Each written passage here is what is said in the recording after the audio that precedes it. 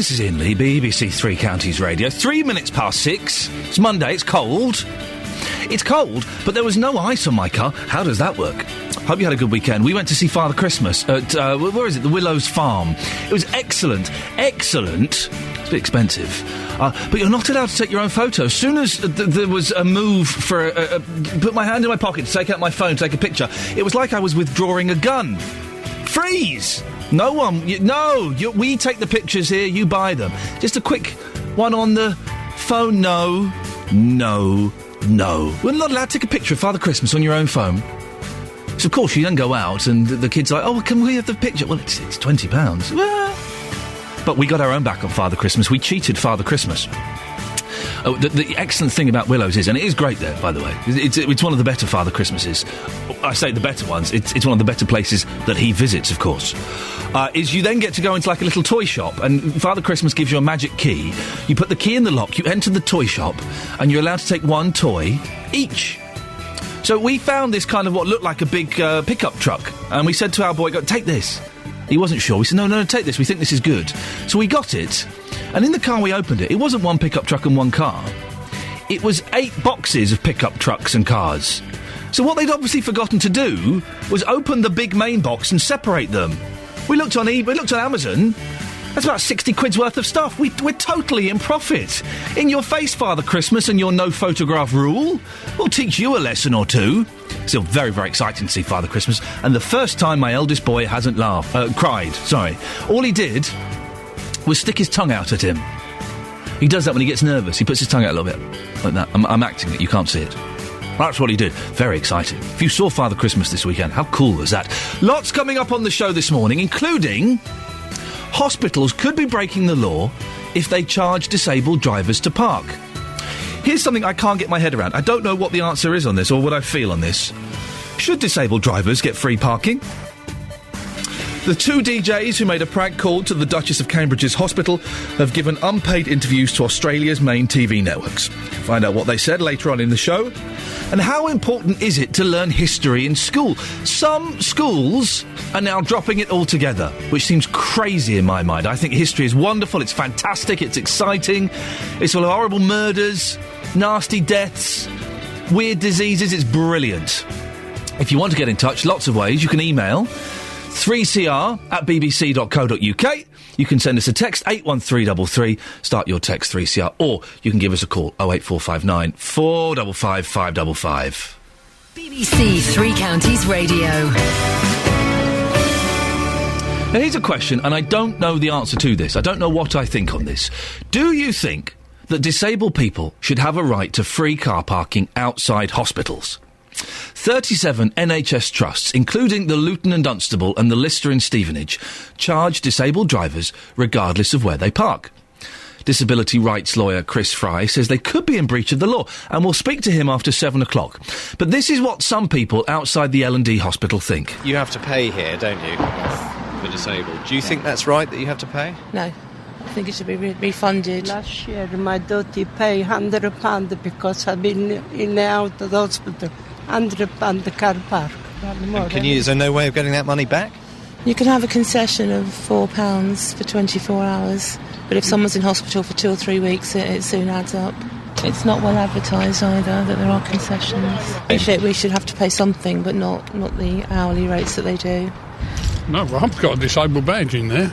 You've got a disabled badge and you still have to pay? Yep.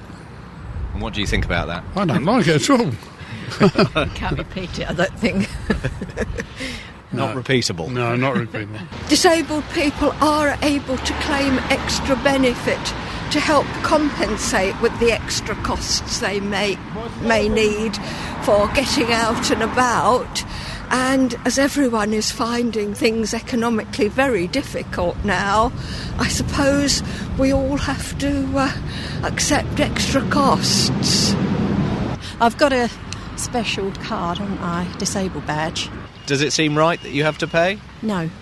And I mean, there's lots of people worse off than me and probably driving themselves, which makes it harder, I think.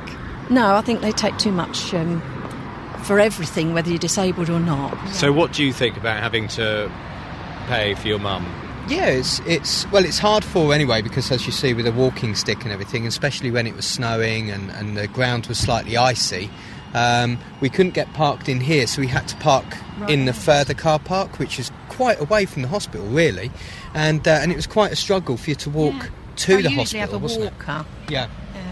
So, there should be some free disabled parking around a hospital that's very close for people with disabilities that can enter and exit the hospital readily and easily.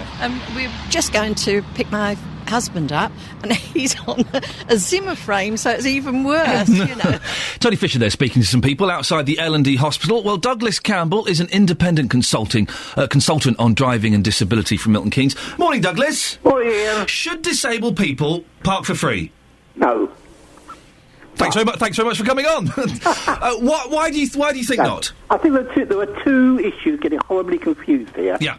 The first one is the ability to pay. And that should be no different for disabled people to anyone else. That if there should be concessions for people who can't afford it, who are on means-tested benefits. That should apply whether you're a single parent, a disabled person, someone on a pension. There should be, and I think there generally are, rules to allow it. The problem with them is they're very complex, and quite often they're so difficult to apply because you've got to go somewhere and get a refund and things, that it probably isn't worth the aggravation. But there is a bigger issue, and that is the one that it takes many disabled people longer. And I think one of the problems, and I was listening to an item on this on Radio 5 Live last night, they kept talking about people in wheelchairs, but actually people like myself in a wheelchair are the better off ones. It's the people who, like some of the people you spoke to the other day, people who walk with a walker, walking sticks, who are very slow-moving, who frankly take a lot of extra time. Now, given that most of this parking is based on how long you stay, it would be reasonable to make an adjustment to say, instead of allowing some hospitals allow 20 minutes free or something like that. If you're disabled, then that should be perhaps increased to 2.5 hours free to allow you the extra time. Because if you get it wrong, there are lots of downsides. Disabled people may not get the health care they need, but even worse, economically, they may become more dependent either on outpatient transport, which costs the taxpayer an awful lot of money, or things like community transport, which, as we all know, I don't think anywhere has community transport got surplus capacity, and of course it's heavily subsidised. Someone in that package there mentioned the fact that disabled people do get benefits, and they do, but the things like the disability living allowance and things like that are being cut, aren't they? Well, more to the point, they're being spent on things like, in many cases, the whole of someone's high rate mobility component of disability living allowance will be used to lease a car so that they can actually get to the hospital. And, for example, public transport. For many disabled people, even if the buses are accessible, the bus probably stops too far from the hospital entrance for it to be a viable journey, especially in bad weather. And the fact is that hospitals are public bodies. Parliament decided in its wisdom that public bodies had a higher standard to perform to than private car park operators and shopping centres, not just to make provision for disabled people, but to actually make adjustments to support their welfare. And that means, frankly, reflecting that it takes people longer. Douglas, listen, we have to end it there. Douglas Campbell, thank you very much indeed. Well, what do you think, dear listener? Should disabled people get free parking? It's really starting to feel like Christmas now, isn't it? We saw Father Christmas at the weekend. Magic is happening. The tree is up, it's decorated. Don't try and get a 3-year-old to decorate a Christmas tree. It's a flipping nightmare. Throwing baubles at his younger brother. I'm not convinced that's how we do it around here. We're going to be talking about those Australian DJs. Those ones, yes. Am I the only person that's now starting to feel a little bit sorry for the DJs? It's a terrible turn of events. We'll discuss it after this. Well, someone won the X Factor and someone didn't. Beyond that, I can't give you any information, I'm afraid, as I didn't watch any of it. Now, the head of the Australian radio company at the centre of the prank hospital phone call says the station tried to contact the nurses involved at least 5 times to seek permission to use the taped conversation. One of the nurses, Jacinta Saldana, who unwittingly took the original phone call from the radio station, was found dead on Friday. The radio station says it's now reviewing procedures following the death, but that it could not have foreseen the circumstances. Rhys Holleran, the head of the company that owns 2Day FM, told another radio station in Australia that the show had tried to get approval to air the pre-recorded broadcast. We rang them up to discuss what we had recorded. We attempted to contact them on no less than 5 occasions. So did you have some reservations at some level somewhere about putting it to air? I think that's a process that we follow, and we have checks and balances on all these things. The station's parent company met yesterday to discuss a highly critical letter from the King Edward VII Hospital in London, which is where the Duchess of Cambridge was being treated. The station's chairman, Max Moore-Wilton, told the hospital it'll cooperate with any investigation.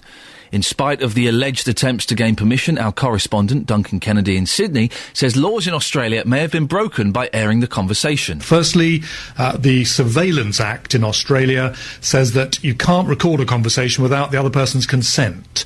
So you can record, but you must get consent, and then there's separately, you must get permission to broadcast that interview. And it doesn't seem they've got either of those permissions in this case.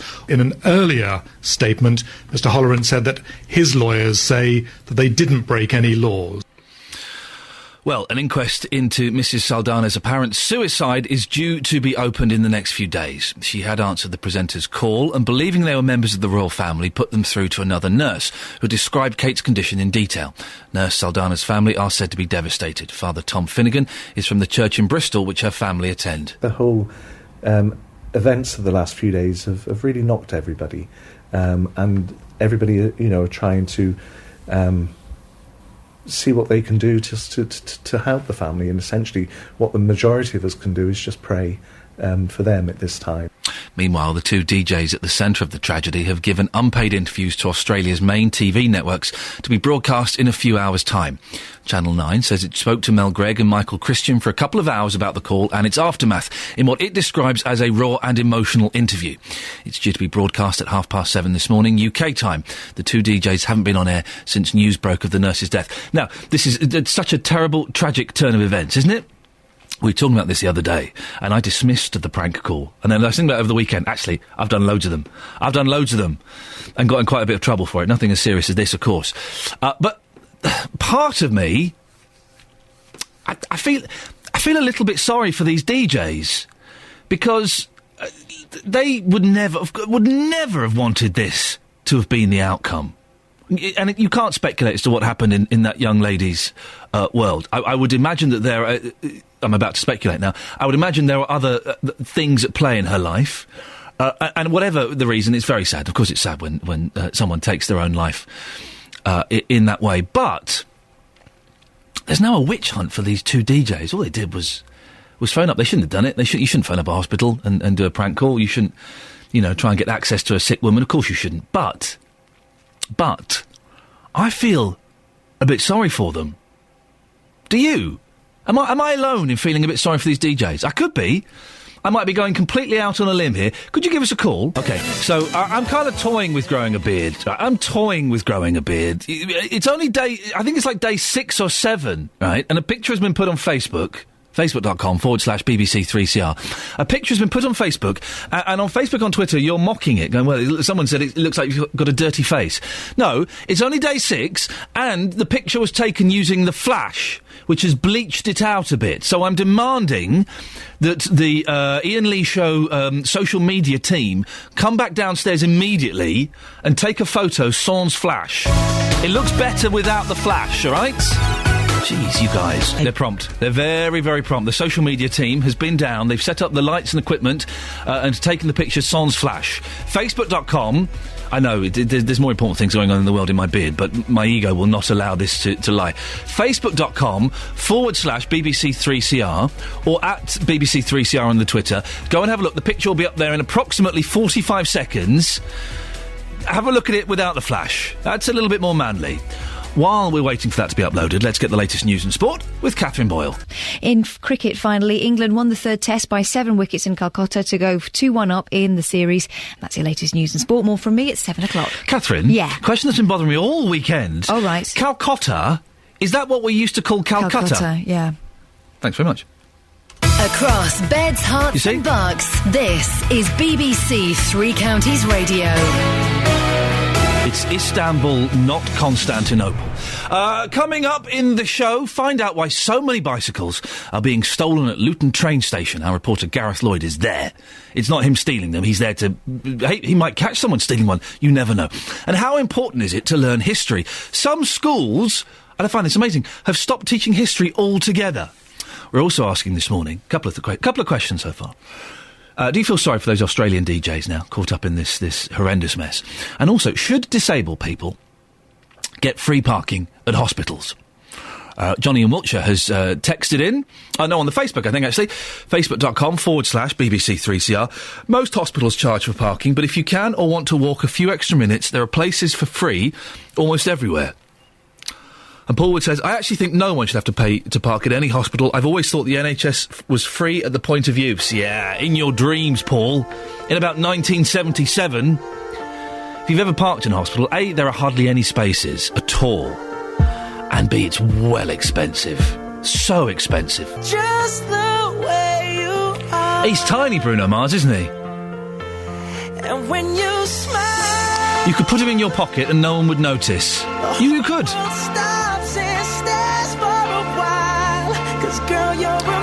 I just checked during that song, he's 4'9". 4'9", Bruno Mars there. Well, I hope he has a lovely Christmas. On top of the tree. No. Now, you may be reluctant to park your bicycle at the train station because you'll fear it'll be stolen. Well, the likelihood of that happening depends on where you are in the three counties. There have been twice as many bike thefts at Luton's train station over the past 2 years than in the same period before that.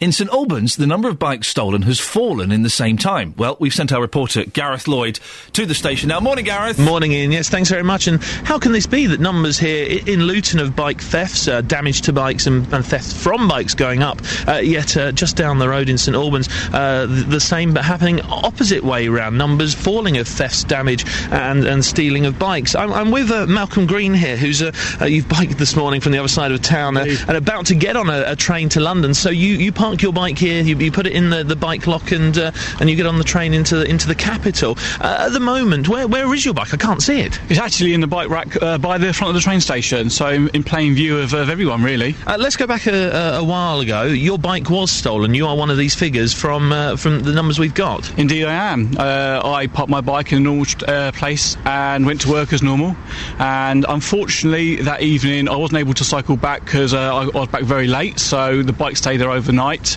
and then we had some very bad weather, so it was very snowy.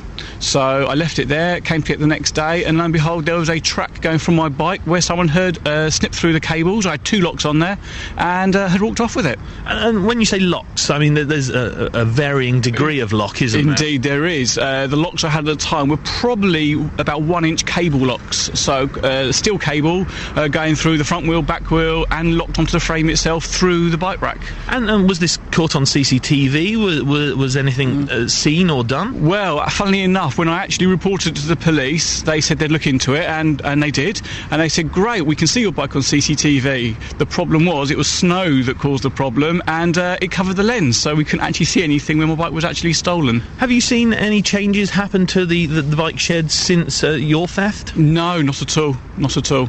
And do you think that, I mean, the numbers say it, but do you think it's still rife here, that bikes are, the increase of numbers of bikes being stolen is going up here? It certainly feels that way. I mean, only last week I arrived back at the station, thank goodness my bike was okay, but someone was standing there forlorn with their bike locks in their hand on the phone to the police with their bike being stolen. That was literally a few days ago. Last week, yes. What improvements could be made here? I mean, we're standing at the new front side of Luton Station in the town, and it's certainly changed since I've been here. A new drop-off centre and beautifully paved, but down at the bike sheds?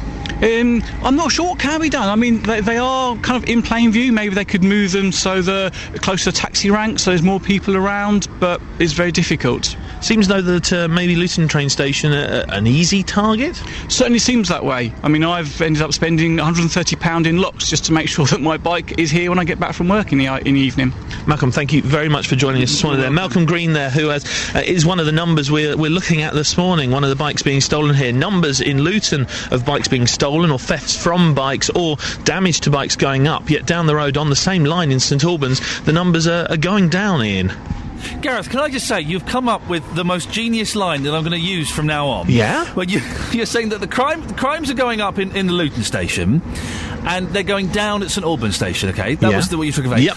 And your way to do that was the same happening in the opposite. It's brilliant. You knew exactly what I was thinking. I did know exactly what you were thinking. The same happening the opposite way around. Gareth Lloyd, it turns out you are absolutely a genius. Are you a cyclist, Gareth? Me? Yeah. You've seen my thighs. Oh, you made me touch your thighs. And you're impressed. I was out of fear. This is absolutely true. Gareth Lloyd we sit on opposite ends of the office for good reasons. He wandered over to me. I can't remember why we were having this conversation. When touched my thighs.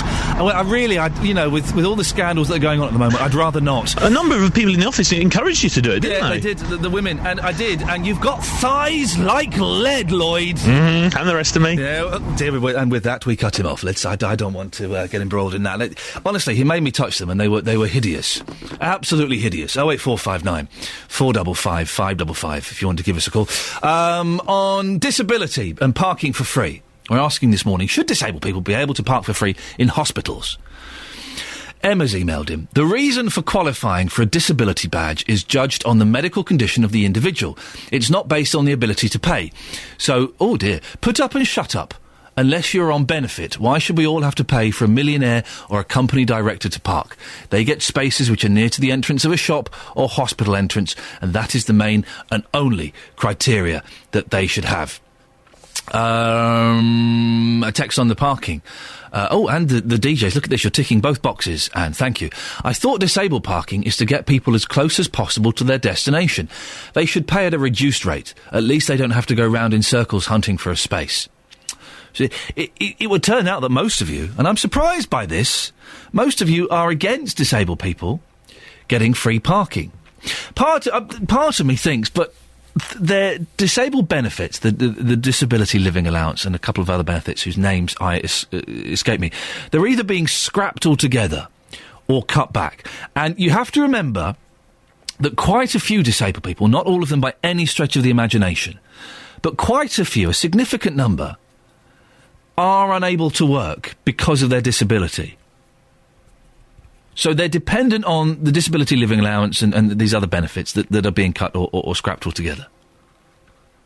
Does that change your opinion a little bit? If they're not able to work, should they get free parking? And goes on to talk about these Australian presenters. Where was the phone security at the hospital? I blame both ends, I think, though I don't condone the presenters' actions. I have seen comment this weekend... because a lot of people have been going for those DJs after and it's a terribly sad turn of events for this young lady to have killed herself. Of course it is, and I wish her family, every bit of whatever that I can, because it's terribly tragic. But there have been some people saying, well, hang on. Surely this hospital who've written the stern letter to Australia, their phone system wasn't very secure, was it? If you've got heirs to the throne in the hospital... perhaps they should have beefed up their security a little bit on the phone. Instead of having some poor young vulnerable nurse answering the phone, they should have had, MI5, MI6, whatever it is, answering. Are you starting to feel a little bit sorry for the Australian DJs? I don't think they should have done it. I think it was a ridiculous call to make, not funny, not clever, but they're now at the end of a witch hunt. They're being pursued for a prank that kind of got out of hand. No one could have predicted that this would have been the end result. What do you think? Are you feeling a little bit sorry for the two Australian DJs? 08459 455 555. The new picture, and I would say slightly better picture, of my beard is now up and running. You can go to facebook.com/BBC3CR and have a look at that bad boy. The BBC in beds, hearts and bucks. This is BBC Three Counties Radio. Now, have a think back to school and learning history. Did you enjoy it? I liked some of it. I didn't like the Tudors. I thought the Tudors were a bit boring. But I liked other aspects. In fact, I loved history. I was really into it. Well, schools in disadvantaged areas of the country are dropping the teaching of history, according to a parliamentary report. In some cases, they have no pupils taking history GCSEs. But the teaching of history is much healthier in more prosperous areas. Well, joining me now to champion the subject is David Waters, Head of History at St George's School in Harpenden. Morning, David. Morning. History is excellent, isn't it? Apart from the Tudors are boring. History is very exciting, and I love the Tudors particularly. Why? Why do you love it? Are you really a Tudor fan? Well, it's great stories, and Henry VIII and 6 Wives, the kids love it. How do you make history exciting? Because I know that when you speak to young people, and you say history, they're like, oh, God. But history is brilliant, isn't it? Yeah, it's very exciting. I think you have to keep the sense of story and not make it too complex, especially for the younger children. And what's different now, I'd imagine? I was kind of at the tail end of it. I was at the start of GCSEs, and they were just getting away from that thing of having to learn years by rote and stuff. It's more exciting than that, isn't it? Yeah, it's not just about rote learning and dates and so on, although, of course, knowing what actually happened is important. I think GCSEs are fantastic because there's so much choice and range. You can choose lots of different international studies if you want to, as well as British history, so there's lots out there for people to choose, really. Why do you think that less people are... there are some schools where no one's taking history GCSE. I don't know. It's difficult. There is lots of choice out there for different GCSEs. Yep. And perhaps some students prefer to choose more creative subjects, or there isn't enough choice in the curriculum. Maybe the schools need to choose different options that they find more relevant to them. The thing I did struggle with history was the agricultural revolution. Look at us. Now we're getting into it. Oh, listen, 10 to 7 on BBC Three Counties Radio. They're discussing the agricultural revolution. The only thing I can remember from that nightmare, tedious 3 months... Tiny Tim's winkle bends greatly every cold year. Does that mean anything to you? I'm afraid not, sorry. It's Tull Townsend, and then I can't remember the rest. They're the people that discovered... Jethro Tull and his seed drill. Yeah, with the Jethro Tull and the seed drill. Very important. Yeah. Important, but a bit... What kids want to learn about is battles, isn't it? Some, especially boys, I think, get very excited by battles. I think it's important, as I said before, to keep it to quite a simple story and to keep the range. So we try and teach lots of world history as well as British history, which is really important. There are some people that would say, yeah, but come on, history, it's not as important as maths and English and things like that. What would you say to those people? Of course, those subjects are very important. I suppose it depends what you think a subject is for. And I think if you want to understand about our country and the way the world works, then it's really important to understand how it all developed. So, for me, history is really important for all children. What age children do you teach? I teach mostly A-level, but also I teach 11-year-olds as well. What are they doing in A-level at the moment? Well, we teach a lot of American and German history at A-level. And we teach a lot of British history early on in school. I did American history A-level. I failed miserably. I did. I was going through a very naughty phase. There are some people who might say, well, teaching foreign countries history, that's not really relevant to us, is it? Well, I think America is the big world power at the moment. It's very important to understand how it's developed and where it's come from. One of our American news is actually British as well, so, of course, we used to run America. We used to, and I made that, I was in America just last week, and I did make the comment to a waitress there. I said, hey, listen, love, we used to own this little island, and we can come back and take it any time we want. Perhaps things would be very different if we still did. She wasn't very impressed with that comment. It has to be said. They're very patriotic. They are very patriotic, aren't they? They're a little bit too patriotic. I find it a bit creepy sometimes. Yeah, they love their flags, I have to say. They're always up saluting first thing in the morning. When you're teaching the younger pupils at your school, what are the kind of topics that really get them sitting up all eager? Yeah, well, they really just love stories and very exciting stories. So I just looked at the Battle of Hastings and we reenacted that on the field, and they really got into that. Yeah. Although one boy still thinks that because he wore glasses that he didn't die as Harold. The eye was stopped by his glasses. Really? So. An arrow will go straight through glasses, wouldn't it? I'm imagining. I think so. I wasn't allowed to reenact it properly with real arrows. So best historical murder. Thomas Becket. Go on. What? Remind me of Becket. Thomas Becket murdered in his cathedral in Canterbury by 3 knights, supposedly on order of the king, and that's a great story as well. See, you've got to love the murder or something like that. Listen, David, thank you so much for coming in. Are you off teaching today? Yeah. Just going there next to Harpenden on the train. So, what do you do if the young people are busy talking about, I don't know, the X Factor or the Backstreet Boys or something like that? What trick have you got to get their attention immediately? Well, We try and do different types of teaching, so role plays and things, Okay. and I suppose trying to make it relevant without losing sense of what actually happened. Are you allowed to throw the chalk, the board rubber at them anymore? No. Man alive, things have changed since my day. It's not fair. Listen, thank you very much for coming in. It's much appreciated. Thank you. That's David Walter. What do you think? I'm a big fan of history. I love it. I think it's very important and very, very exciting. 08459 455 555. Am I the only person in the world that hasn't seen Skyfall yet? I've only just watched Avengers Assemble. I know. I will see it one day. When it's on Netflix, I'll watch it. What was that, about 2017, I think? We've got a couple of emails and texts on the Australian DJs. I'm asking this morning, do you feel a bit sorry for them now? There's a witch hunt for them. Terribly tragic turn of events, and, I send every sympathy to the family of the poor young nurse. To blame it all on the DJs? On the email, 3cr@bbc.co.uk. Regardless of how sorry you feel for the two Aussies, they have a responsibility of decency to adhere to, as you do when talking to a member of the public. Huh? Actions or spoken words have consequences which, once uttered, could not be unsaid. I'm not quite sure what the point is you're getting at me there, but thank you. And Mark in Bedford says, I have no pity for the DJs. If they and 2-Day FM had followed the rules, that nurse would be alive. This was not unforeseeable. 08459 455 555 is the telephone number if you want to give us a call on that. Do you feel a bit sorry for them? It would appear that a lot of you don't. I'm curious. I kind of do. We've all played jokes and pranks and things, and theirs wasn't funny and was inappropriate, and I was saying last week, you should never phone up a hospital and do a prank like that, but no one could have expected this outcome, could they? Should we stop doing all pranks? Wow. I say, well, that's the first hour has gone by. A minute ago, I was in bed, struggling to get up and getting dressed under the duvet because it was so cold. Now the first hour of the show has gone. More coming up, including stolen bikes and those Australian DJs.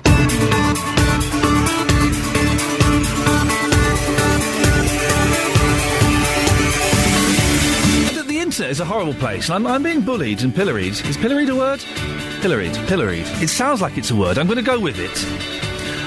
For the state of my beard. Listen, that's only 6 days' growth, kids. Huh? Yeah.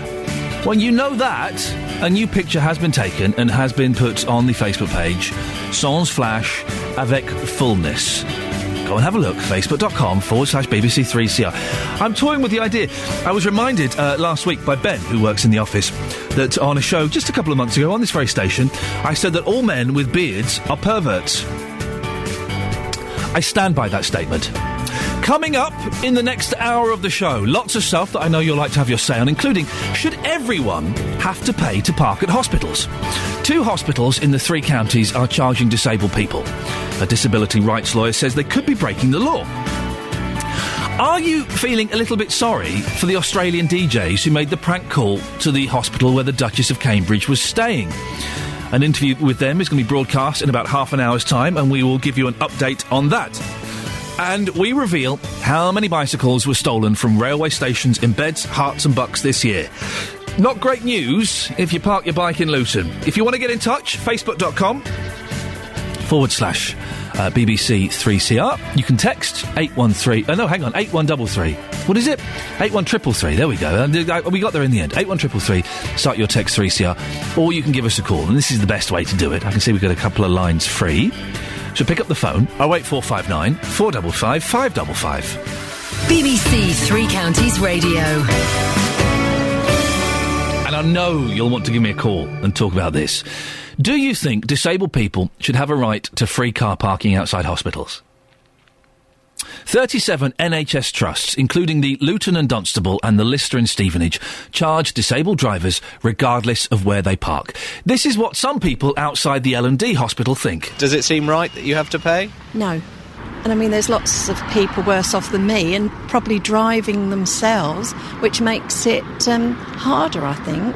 No, I think they take too much for everything, whether you're disabled or not. You can have a concession of £4 for 24 hours, but if someone's in hospital for 2 or 3 weeks, it soon adds up. It's not well advertised either that there are concessions. We should have to pay something, but not the hourly rates that they do. Yeah, there should be some free disabled parking around a hospital that's very close for people with disabilities that can enter and exit a hospital readily and easily. Yeah. We can talk now to the chairman of the Luton and Dunstable Hospital, Spencer Colvin. Morning, Spencer. Good morning. But before that, let's go to disability rights lawyer Chris Fry. Good morning, Chris. Good morning. Do you think you think that these hospitals that charge disabled people could be in breach of the law? Yeah. The law is fairly clear when it comes to equality in that anything which the outcome of which is less favourable treatment directly as a result of disability is potentially unlawful, and reasonable adjustments need to be made by the service provider to avoid that disadvantage. So, where is the disadvantage? Well, in circumstances where, although a policy might be applied equally as it is in these situations, the difference is on the outcome. And so, in simple terms, if I go to a hospital appointment and I don't need a wheelchair, and a wheelchair user goes to the hospital and we go for essentially the same appointment, the odds are that it's going to take the wheelchair user substantially longer to complete that process than it is me. And on that basis, although the price charges may be the same, it will end up costing them more because they'll be parking for longer. And that's where the disadvantage is. And when you multiply that by the extra appointments that a disabled person will face and multiply that over the course of a year, then obviously that advantage opens up to a significant one. And of course, it's a very big money spinner for hospitals in circumstances where we're not just talking about one person. I guess that the number of people with disabilities visiting hospitals is very significant. Spencer, you're putting disabled people at a disadvantage and making money out of them. I don't think either of those apply overall. I think we certainly accommodate the disabled parkers by putting parking spaces more convenient around the hospital, and so in that regard it is easier for them to access our premises. I think the second point about taking advantage of them financially is that when we implement these rules, and we only do that having taken consideration through our various committees, and we liaise with the Disability Resource Centre in Luton about what's fair and equitable for our disabled patients. And, of course, bottom line, all of the income from car parking is channeled back into hospital funds. So any actions that we take to reduce that would have consequences elsewhere. Spencer, can I ask, when did you speak to the Disability Centre in Luton about this? Well, I think we have regular conversations with them, but certainly before we implemented our new car parking charges earlier in the year, and subsequently reduced them somewhat because we did get some complaints about the level of charges, then obviously we took that into account. Chris, the disabled people, they've consulted with the Luton Disability Centre, and disabled people get concessions. That sounds fair enough, doesn't it? Well, that sounds very interesting. I think that the duty on hospitals and local authority organisations to consult is a fairly comprehensive one. I don't know the detail, but in judicial reviews with which I've been involved, those consultation processes have to be much wider. They have to be all-embracing. They have to allow greater feedback from a full cross-section of society, not just sort of particularly targeted groups. And once there has been a consultation, there then should be what's referred to as an equality impact assessment. And that is really where the impact of these changes has to be considered. But if there's a concession, your point that it could take longer for someone in a wheelchair or something like that to get there. Yeah. If there's a concession in how much they pay, if they're paying less than an able-bodied person, then that kind of equals out, doesn't it? So that does make it that is equality. Well, it's the outcome which we're interested in rather than the application of a policy in the interim. So discounted parking is ideal because it reflects the fact that there should still obviously be a charge, but one which has the effect of receiving the same revenue on a like-for-like basis. So yes, a discounted tariff is one way to go, and one which we support. So you're supporting the hospital's policy of the discounted the parking tariff for disabled people? A discounted tariff, provided that it's adequately weighted and takes into account the specific needs of those disabled users, is a policy which I think amounts to one which is compliant with the Equality Act. Spencer, it looks like we could be coming to some form of agreement here. Yes, I think just to be clear, we don't differentiate from disabled parking. What we do differentiate through is patients who come here require planned or regular treatment, outpatients, so hang on, so there immediate family members, carers, birthing partners, and what we also do allow for disabled parking is a free 30-minute drop-off, and for the first 30 minutes that anybody has to leave a car, either disabled or other, the first 30 minutes is just £1. Oh, so hang on a second, so there isn't a discount for if you've got a blue badge? There's no discount. Sorry, I thought that's what you said. That's what was implied earlier on. I must have misunderstood that. I apologise. So, in that case, you are discriminating them because it will take them longer.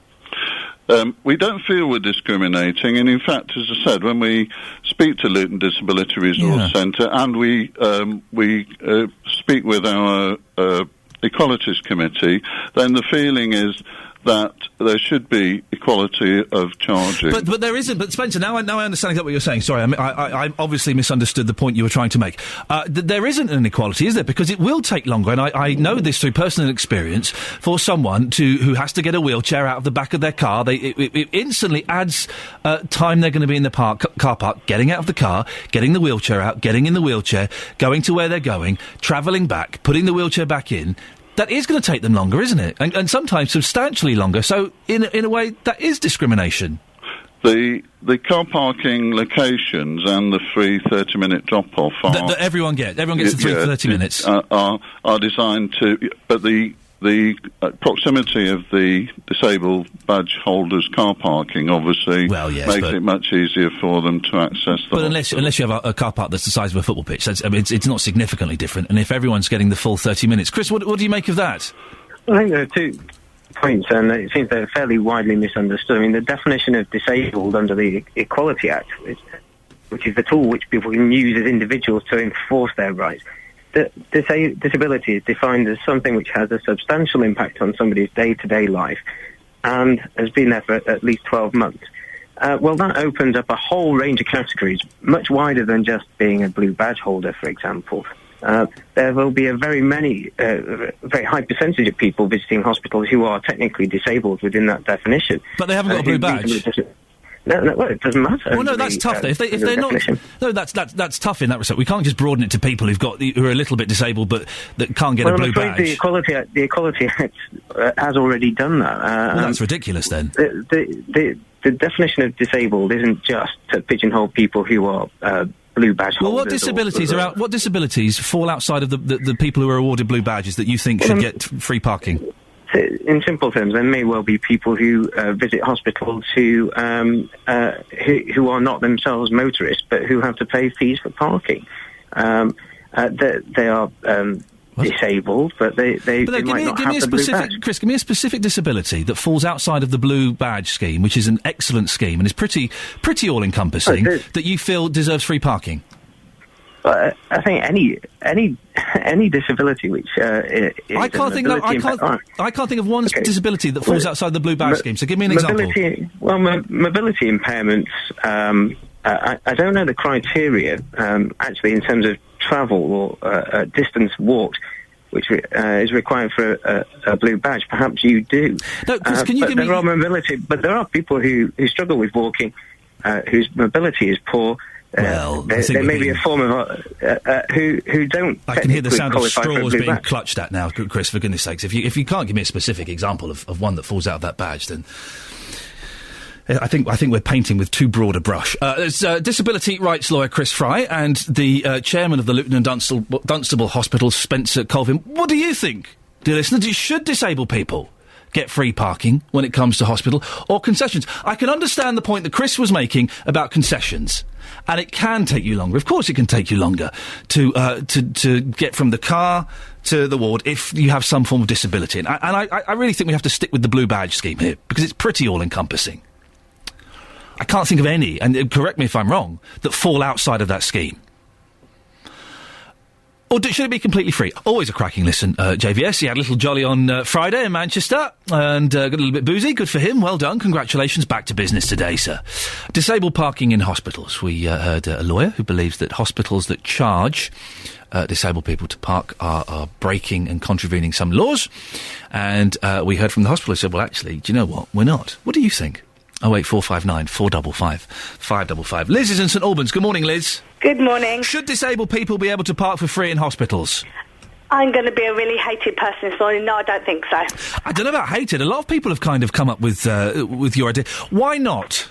Because there are families that have to go to the hospital, sometimes just as much as disabled people, and we still have to pay. And I'm going to be really hated. It's like with everything else. No disrespect to the elderly or the disabled people, but they get a lot of things. They get heating allowance. I know I'm going on a different tangent, but families who struggle don't. And people like me, I mean, I don't have to go to the hospital, you know, but people and families like me who do have to go to the hospital a lot, who don't have a disabled pass, still have to pay.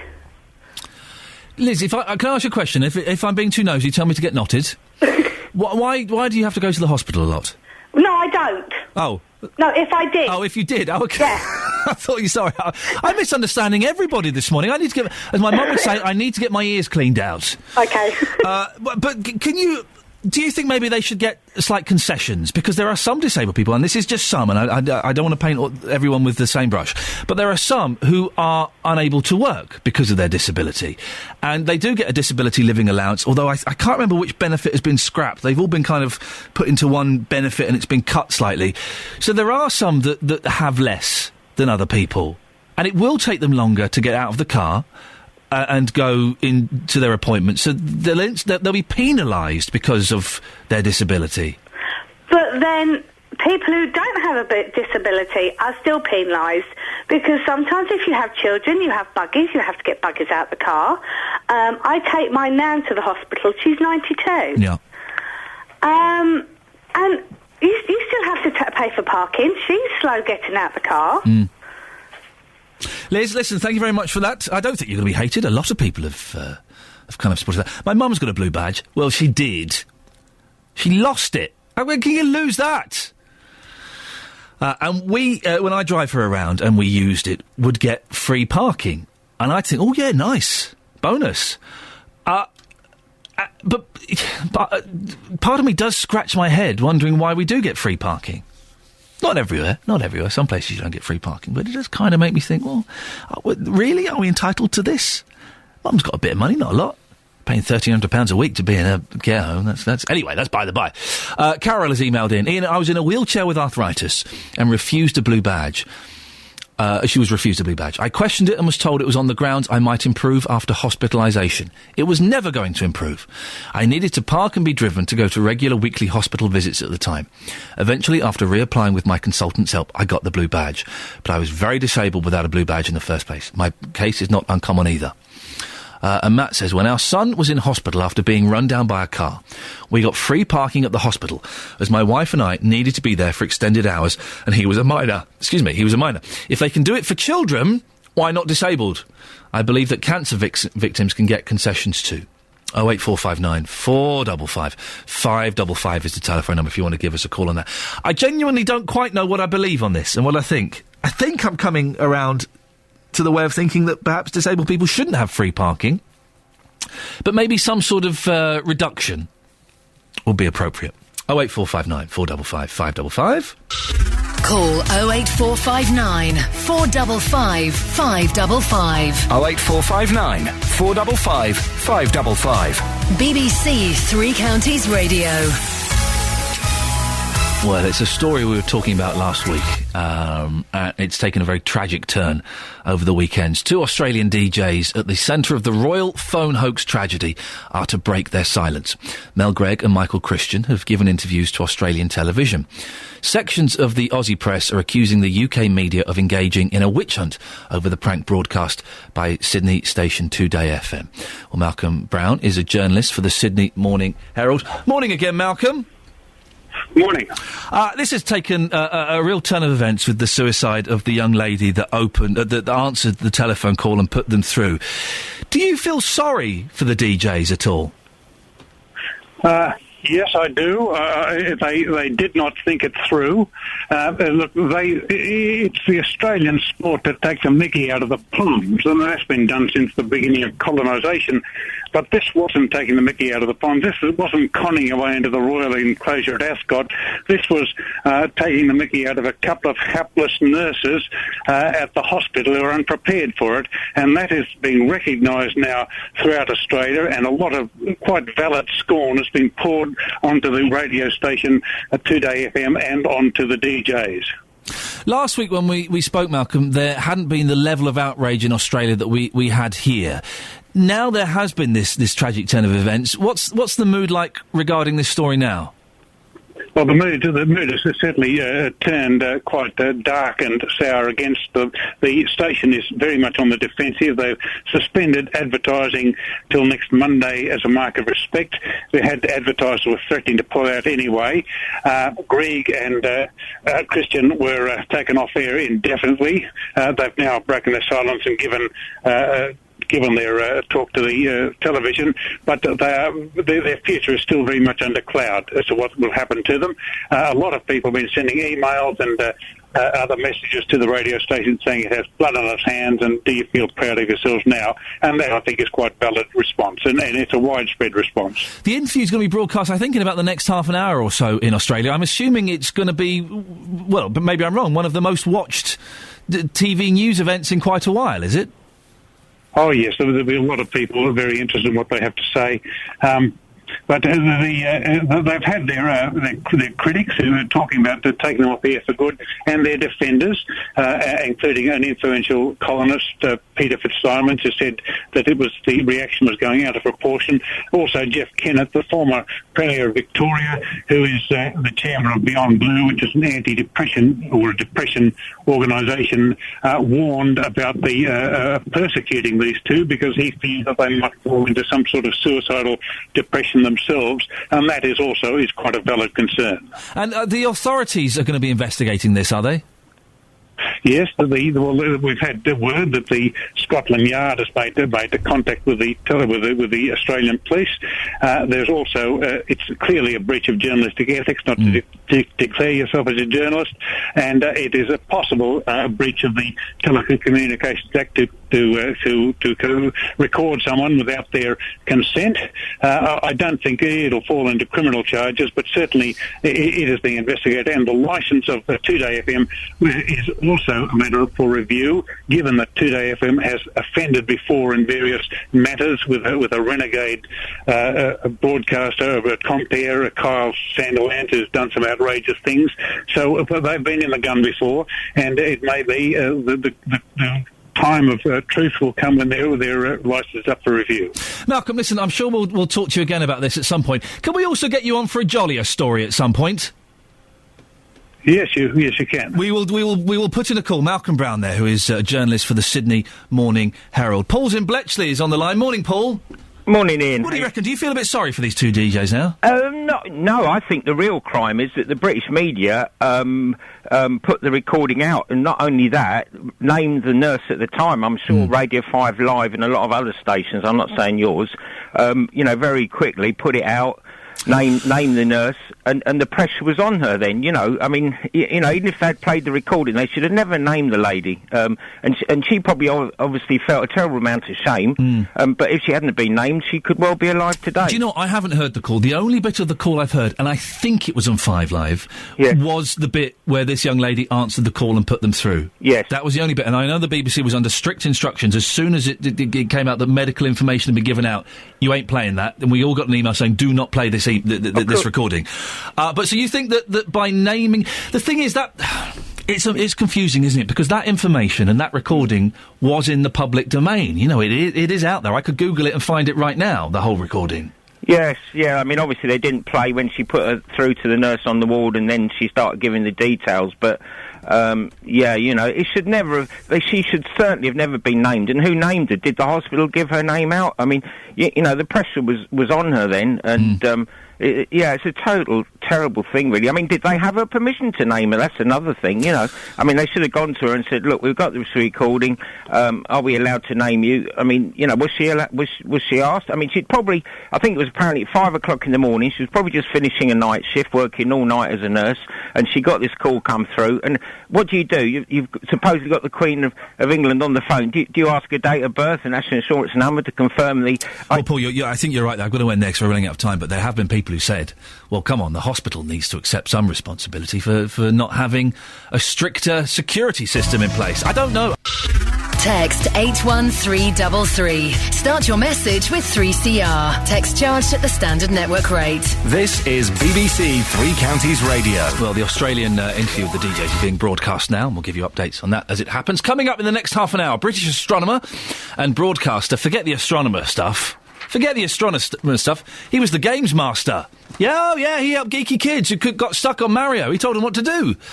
Sir Patrick Moore died at the weekend, aged 89. We'll be speaking to an expert in space exploration from Hertfordshire to find out just why he was so popular. And how keen are you to leave your bike at the train station? Figures collected by Three Counties reveal the number of bikes stolen from Luton train station has almost doubled in the 2 years. I've got a couple of texts on these DJs. Let's get these out of the way, shall we? I would have thought the hospital where the Duchess was would have some kind of password known only to the Queen and Prince William, and the few others with the need to know. And that password would have to be given before they got through to the ward where Kate was. That password would be changed daily, Nick in Hitchin. I can tell you what, if I were to phone up my kid's nursery, it would be harder for me to get through to the kids than it was to get through to the ward where Catherine was in this hospital. I tell you that for a start. Ian, get real. MI6 answering phones at what cost? The Aussies were completely out of order and should be held partly accountable for their irresponsible actions. No apology has yet been given by anyone over there, so they and the station deserve everything they get. Zach. Well, Zach, you don't think that MI6 go around answering phones for the Queen? Really? Pranks are for kids, and no, I don't feel sorry for the DJs, but her family, they have lost their mother. The DJs lost wages. Vanessa in Bedford. DJs should never have played the phone call until they had permission. Nothing they have to say now will make me feel sorry for them. Cynthia in High Wycombe. If you want to text in your response to that, 81333, starting your text 3CR. Broadcaster, games master and astronomer Sir Patrick Moore has died at the age of 89. He was the games master and was wonderful at it, telling kids how to get out of level 3 of Super Mario World. But to more people, perhaps, he was the face of astronomy as the presenter of The Sky at Night for 55 years.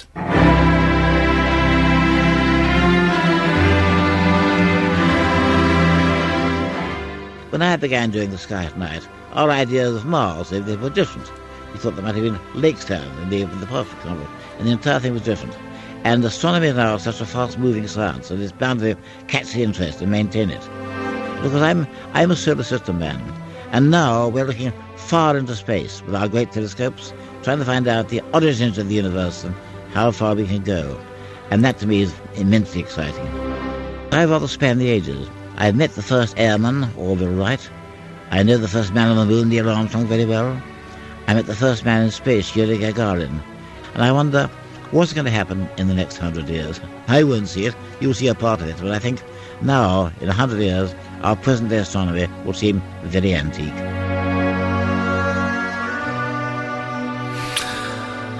Sir Patrick Moore there. Well, Jerry Stone is an expert on astronomy and space exploration from Hertfordshire. Morning, Jerry. Good morning. Did you ever meet Sir Patrick? Oh, several times. Oh, what was he like?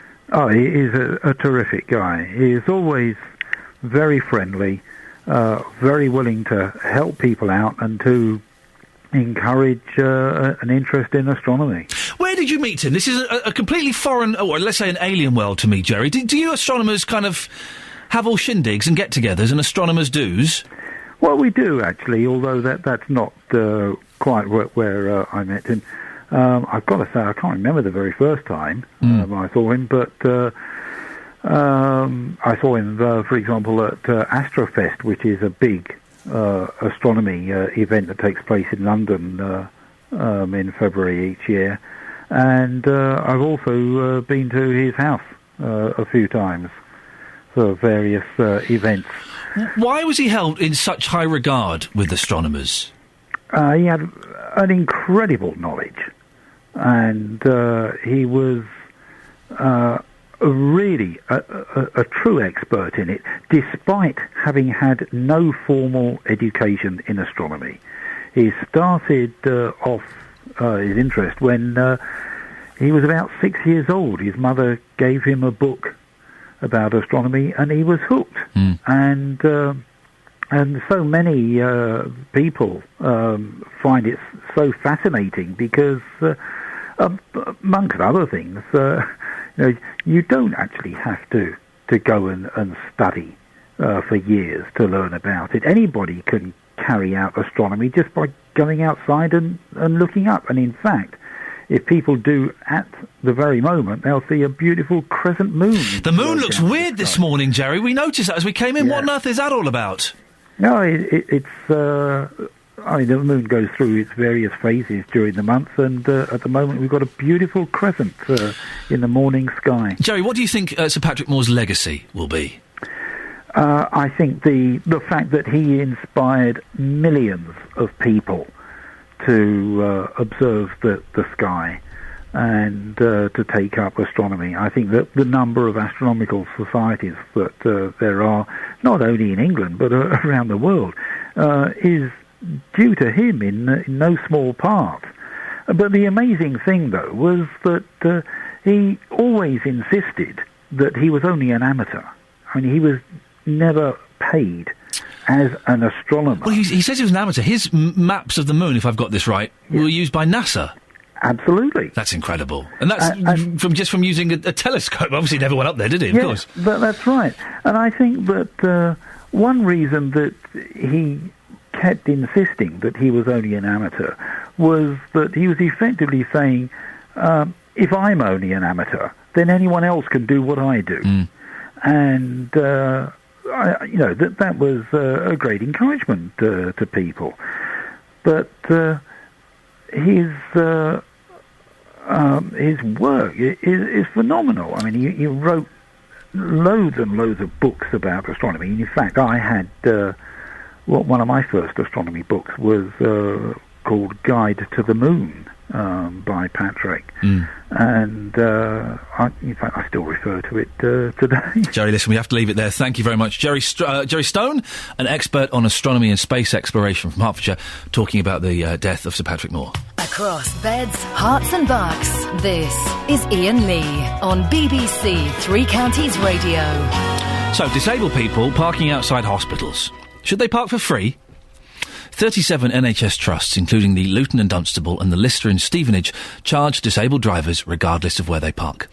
Mick Dillon is the Chief Executive of the Disability Resource Centre in Dunstable. Morning, Mick. Morning, Ian. Charges. Should disabled people be able to park for free? Well, if you'd have asked me at 7 o'clock this morning, I'd have said that, what the L&D is trying to do is fair, to have a scale of charges, where it takes longer and all of the bits you've heard this morning. But unfortunately, the chair of the L&D has been quoting us as... endorsing their... Well, he spoke to you about this, according to him. Well, I haven't spoke to the L&D for 2 to 3 years on parking. So I am it's one of those mornings you're furious at the radio, and I just think now that, if they want to take that stance, what they should do is explain why they, rather than Bedford Hospital or Milton Keynes, actually choose... Well, we spoke, just for those who may have missed this earlier on in the show, we spoke to Spencer Colvin, who is the chairman of the Luton and Dunstable Hospital. He says he speaks to people from your group a couple of times a year, a few times a year, and I asked him when the last time he spoke to you about this was. He said, well, he definitely consulted with you this year before they brought in the parking charges. Are you saying that's not true? That's not true. Wow. So, it was one of those moments. I mean, we're only a mile down the road and we've engaged over many years. I mean, it's a difficult site to work on, but that's a planning issue, not anything else. Bedford Hospital can do it, Milton Keynes Hospital can do it, and I think now they should explain why they choose to charge the inequality is a fact that some do charge and some don't, and that becomes confusing. Mick, let me put the point to you that actually I'm surprised. A surprising amount of people who've got in touch with the show this morning have said, "Why should disabled people get free parking? Well, I've got to pay. Why should they?" It is true, and some people can afford, some people can't afford. And that's the mix. Probably half of disabled people, I think 56% of people with disabilities do work, but there, of course, 40% can't work or aren't allowed to work. It is a bonus. Sometimes it costs to have a disability. If you want to nip down the road, you have to use your car all the time. You can't use public transport easily, if at all. And there is a cost having disability. You're right that the DLA has a mobility component, but that's normally used for mobility immediately, and you lose that, you don't actually see it. And if you put it all into the mix, that it becomes a tax that all of us have to pay, and that always feels uncomfortable when it's just you're disabled through potentially no choice of your own. Mick, stay on the line, because we're talking about Spencer Colvin, the chairman of the Luton and Dunstable Hospital. He's on the line now. Morning, Spencer. You're back. I'm back. I am back, yes. Mick says you haven't spoken to him or anybody. OK, I'm sorry about that, Mick. I'm Spencer Colvin, I'm chair. Certainly, my big thing is that we have sought advice from the Luton Disability Resource Centre about charging blue badge holders, and obviously that being fed into our committee that deals with the charges, and as part of the decision-making process, not as a result of any advice as such, but as part of the decision-making process. So I will certainly check as to when that took place, but that's what I'm advised. Mick, you're saying that never actually happened? Well, that's right. I don't know what the Luton Disability Resource Centre is. There's only one, and that's the Disability Resource Centre, which is based in Pointers Road, and that's us. I'm the organ grinder, not the monkey. And, I don't know who you've been speaking to, but you need to speak to the right people to get the right solutions. Mick, your second name is? Dylan. Mick Dillon. Mick, I will ensure that we do speak to you about it, and obviously if there's any divergence of opinion, then we'll put that to our people. This is the danger that, to be fair to yourself, you get advised and you have to believe what people tell you, but I'm afraid sometimes in the statutory sector, if you drill a bit deeper, you soon find that the reality is often very different. Mick, would you mind if, when we finish this, if my team gives Spencer your phone number? Sure. And he gives you a call. Could you give him a call this morning, Spencer? I will arrange for that to take place straight away. Fantastic. And maybe we'll catch up tomorrow or later in the week and see what you discuss, if that's okay. No problem. Spencer, thank you very much for getting back in touch. Spencer Colvin. And Mick, progress could be being made here, Mick. We'll look forward to it. I appreciate your time. Thank you very much. Well, there you go, you see. It was only uncomfortable for a few minutes, and then we could have sorted them out. If you give Spencer Mick's number and vice versa, this could be the start of a beautiful friendship, couldn't it? This could all work out quite nicely. Marina has emailed us on disabled parking. We'll go to the travel in a second. When my husband lay dying in Bedford Hospital, one day when I dashed out to renew my parking ticket, the nurse on duty pointed out I could have a free notice for the car because of the nature of my visit. At another hospital, my husband also got free parking for the 6 weeks when receiving radiotherapy. We took the parking ticket to the ward sister and it was stamped to show to the guy in the kiosk. He then opened the barrier for us. Marina, thank you very much for that. Breakdown on Friday. I'm not keen on cyclists. I'm not. And we all found, there was a story we were toying with doing last week, which we didn't in the end, but apparently if you cycle too much, your sperm count will reduce. You'll become impotent. So, in some ways, that makes me feel better. I have a bike, and as I've said before, it's been stuck around the side of my house for 4 years. And I suspect it will stay there for a long time, even when we move. Well, the number of bikes stolen from Luton train station has almost doubled in 2 years. Figures obtained by BBC Three Counties show a total of 135 bikes were stolen from 10 stations in Beds, Herts and Bucks between April and October this year. Our reporter with thighs of steel, Gareth Lloyd, is at Luton train station this morning. Morning, Gareth. Morning, as the refuge truck starts reversing actually towards me. Excellent timing, it always is. Real live radio. Yes, these are the numbers we're hearing. St Albans City Station, 82 bikes stolen a couple of years ago, 74 last year and 39 in the period from April up till October this year. In Luton, though, the numbers going up as opposed to St Albans, where the numbers are going down with crimes relating to bikes. So that's theft of bikes, theft from bikes, and the damage to bikes. I'm with Steve Donovan, who's a member of the British Transport Police. A rise then in crime to bikes in here at Luton Station. Any reasons why this might be happening? I mean, it could just simply be the displacement of the activities that we've described further south on the line, where criminals are now finding it harder to operate down there, so they're moving up onto our ground. Do you see a displacement with crimes on the railways? That's a very common thing to happen. I explained to you a short while ago that we're doing a lot of work on the West Coast Main Line. We don't think that displacement is coming here, but quite possibly it's coming from south of this line. Now, just briefly, the West Coast Main Line, you've had quite a success there with the crimes against bikes. Yeah, we have. We've been running bike marking schemes over there. We're supplying very good, sturdy bike locks to passengers parking their bikes up, and the trend is falling over there. We'd like to do something very similar over here. We can get the funding to do that. The part of the line that you are looking after is from here up to Bedford, isn't it? That's your stretch that you're responsible for. What can people do around this area to protect their bikes? Well, we like to see people secure their bikes, with sturdy lock, front and back, using the frame and the wheel. Two different types of locks are very good as well, because a criminal coming along is going to bring a tool to take the lock off. Now, if you've got, say, a nice big sturdy D-lock at the back end and a good cable lock at the front end, he's now got to carry two tools around with him. So we like to see things like that. Don't put the locks near the floor, because that makes it easy to cut the lock. You use the floor as a base to cut through. See people using angle grinders to do things like that. Park your bike where there's proper good CCTV coverage, if you can see that. We do have covert CCTV cameras that we've got available to us that will form part of any future operation that we do, along with plainclothes policing. And that's all stuff that cyclists can do. What are the BTP doing around this area to protect people's bikes when they're in the capital for their day's work? Yeah, well, we regularly patrol the stations, and quite recently we arrested an offender here. The station officer observed him acting suspiciously and found him in possession of a pair of bolt croppers. And that case is ongoing. He was found also to have committed offences in the local area. Bedfordshire Police have charged him with a number of offences of bike theft. We've charged him with a going equipped offence, and that case is ongoing. And what about people that do sadly have damage or theft to their bikes or property? What do they need to do? If it happens on or around a train station, it's the BTP that you get in touch with? Yeah, report to the BTP. Contact us on 0800 40 50 40. We'll take the crime report, and all our bike crimes are investigated by us, and we do what we can to catch the offenders. And already in the first 10 minutes you've been here, you've already taken off twice to speak to other people. So, Steve, thank you very much for joining us this morning. You've been very busy here already. That's Steve Donovan there, who's a member of the British Transport Police. Thank you very much for that, Gareth. We can go now to Tony Holland, who is the Crime Prevention Manager for First Capital Connect. Morning, Tony.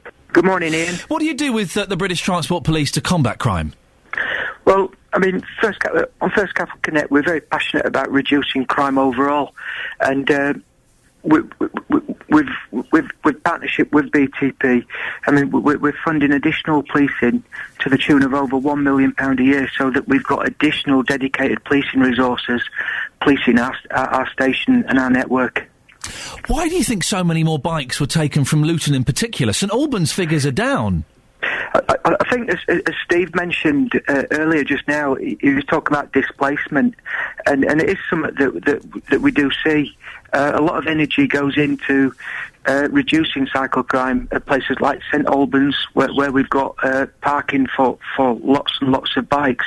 And as your figures have shown, we've seen figures come down there, and obviously the impact of the policing strategy around St Albans can result in displacement. Tony, what advice would you offer to people who want to park their bikes at the train station? I would just echo what Steve said earlier. It's really important that cycle owners buy quality locks, including D-locks. Use a minimum of 2 locks on your bikes. And there's some of the key things. Only last week it came to my attention of a couple of bikes that are just left at the station unlocked, and it's almost asking for people to steal them. Tony, we're operator for West Coast Main Line. They gave out locks to cyclists to try and help prevent thefts. You fancy trying that? We're certainly open to all kinds of initiatives. Historically, what we've issued out cycle alarms, recently we've just funded the purchase of bike register marking kits, and next year, working with BTP, there's going to be a series of events where we'll be fitting bike marking kits free of charge to our customers. Tony Holland, we're going to leave it there. Thank you very much indeed. Call 08459 455 555. 08459 455 555. BBC Three Counties Radio. Here's the thing. If you don't want your bike stolen, you need a blooming good lock. I don't mean like 20, 30, 40 quid. You want to spend about 80 quid on a lock. If you've got a bike that's a few hundred quid, 80 quid on a lock is nothing. Because they'll see that, they go, no, we're not having that, we'll have this one next to it. And those bike marking kits, doesn't stop the bike getting stolen, does it? Has anyone, let's put this out here, okay, has anybody had their bike stolen and then got it back because they marked it with a fluorescent postcode on the underside of it? Has that ever happened? If you've got a bike marking kit, you've put in your postcode or whatever it is you do these days, your bike got nicked, and 2 weeks later you got it back. We found your bike, your postcode was written underneath the saddle in fluorescent pen. Has that ever worked? Excuse me. Disabled parking. Should disabled people get free parking at hospitals? Jason is in Hitchin. Jason, what do you think? No. Plain and simple. Why not? Got politicians and people in this country trying to create an equal state where everybody's equal, yeah? Yeah. Well, if that's the case, equality runs to the end in both the left and the right directions. If it's equal for non-disabled, non-elderly people to pay for parking, then equality by its own existence means that disabled people and elderly people also have to pay parking because that's equal. What about the argument, Jason, that elderly people and disabled people, it takes them quite a long time to get out of the car, get ready, go to they're spending more time getting in and out of the vehicle. That's going to and getting to their appointment. That could penalise them, couldn't it? Yeah, but I don't think that's really the issue. The blue badge system is in place for that, and the blue badge system is not going to be. It doesn't detract from it. The blue badge system will still allow people that are eligible for a blue badge to park nearer to the venue that they're going to. But the equality thing, the paying for the parking, just because you've got a blue badge doesn't mean you should be exempt from paying for parking. It just means that you can park nearer to your destination. Jason, listen, thank you for that. It turns out most of you are agreeing with this. We found very few people who disagree. Alan in Luton has texted in. I have a blue badge, as I'm able to walk. I'm unable to walk very far. I'm more than happy to pay for parking. I'm only too glad to be able to park close to where I'm going and have a larger space to park in.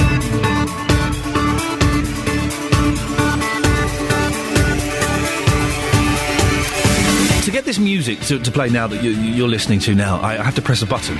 And I've been trying over the past few weeks to perfect the Chico Marx.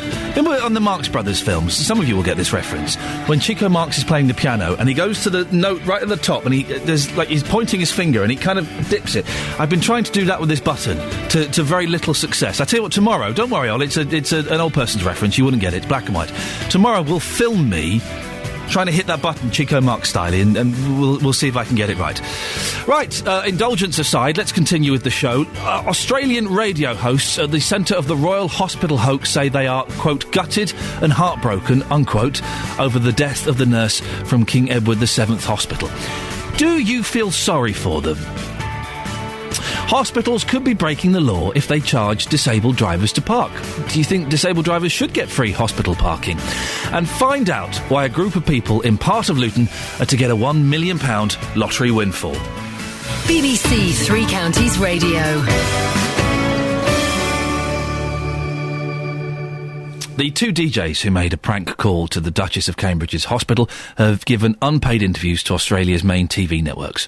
Mel Greig and Michael Christian say they are heartbroken by what has happened. Mel Greig recalled the moment she first heard the news. Unfortunately, I remember that moment very well because I haven't stopped thinking about it since it happened, and I remember my first question was she a mother? I'm very sorry and saddened for the family, and I can't imagine what they'd be going through. Gutted, shattered, heartbroken. We're still trying to get our heads around everything, trying to make sense of the situation. It doesn't seem real because you just couldn't foresee something like that happening from a prank call. It was never meant to go that far. It was meant to be a silly little prank that so many people have done before. Well, this interview's just gone out on Australian TV, and we can speak to our reporter now, Gavin Leake. Good morning, Gavin. Morning, Ian. What was said in the interview? I've just seen all the highlights from it. It's 2 hours that they spoke for, and I think some of the main stations that duplicated it, Channel 9, Channel 7 in Australia, say they're going to run the whole thing unedited. So basically, there is a sense of real grief, real emotion from both of them. They said actually they feel like there has been a grieving process, that they have directly caused something, that they feel they have had a hand in this, so they feel gutted, they feel heartbroken, they feel shattered by what's happened. Michael Christian, first of all, said when he thought about making the call, it was going to be for about 30 seconds. They were going to hang up on us, that was it. Then Mel Gregg said, we thought about 100 people before us would have tried it. It was such a silly idea. The accents were terrible. Not for a second did we expect to speak to Kate, let alone have a conversation with anyone at the hospital we wanted to be hung up on. The interviewer then says to them, did you have an idea and were you taught about what you can and can't put to air? And they say, well, this was a pre-recorded prank interview. We didn't expect it to go out. To which the interviewer asks again, yes, but do you have an idea? Have you ever been taught what you can and can't put to air? And they say, well, that's somebody else's job to put it to air, and the checks were in place. The station says that it tried to contact the nurses about 5 times after the prank has been recorded. Yeah.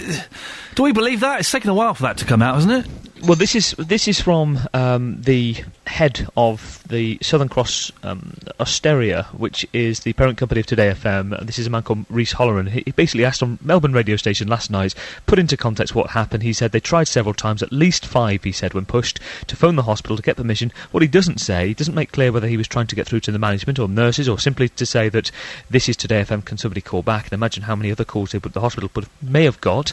He doesn't make it clear that it got a permission either. What he was saying, though, is he was satisfied with the procedures. It followed its own rules, and I guess why it took so long is because I think there was a sense of the hospital trying to work out what to do next. Both presenters were taken off air. Both the presenters had their Twitter accounts deleted. There was a very strong feeling in this country, certainly in the media and in Australian media, criticising the British media of carrying out a witch hunt. And I think it's taken a direct letter from the hospital's chief executive to the radio station for the radio station to respond, which has taken a few days.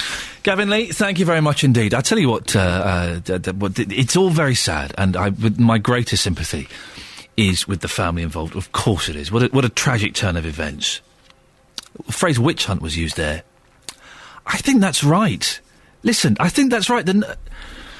These people, they did a prank. It wasn't very funny. It wasn't in great taste. It was stupid. It was dumb. It wasn't that good in the scheme of things. Right? But no one could have predicted that this would have happened, that this would be the outcome. And now, look at the Express, the front page of the Express. British police may quiz prank DJs after nurse's suicide. There are 2 people that did a prank call that wasn't very funny. That's it. They can't be responsible for the actions afterwards, can they? Can they? Really? You look at all the people that have done pranks in this country. Jeremy Beadle, Noel Edmonds, I've done them, Moyles has done. Everyone's done them. It is a bit of a witch hunt, isn't it? I do feel sorry for these poor DJs. Partly because their act is so tired, but mainly because they are now the most hated people in the world because of something that was out of their control. Well, Jonathan Vernon-Smith is going to continue to discuss this on his big phone-in. He's asking, how much sympathy do you have for the Australian DJs? If you want to get in touch with him, you can send him an email now, jvsshow@bbc.co.uk. The BBC in beds, Herts and bucks. This is BBC Three Counties Radio. Should disabled people...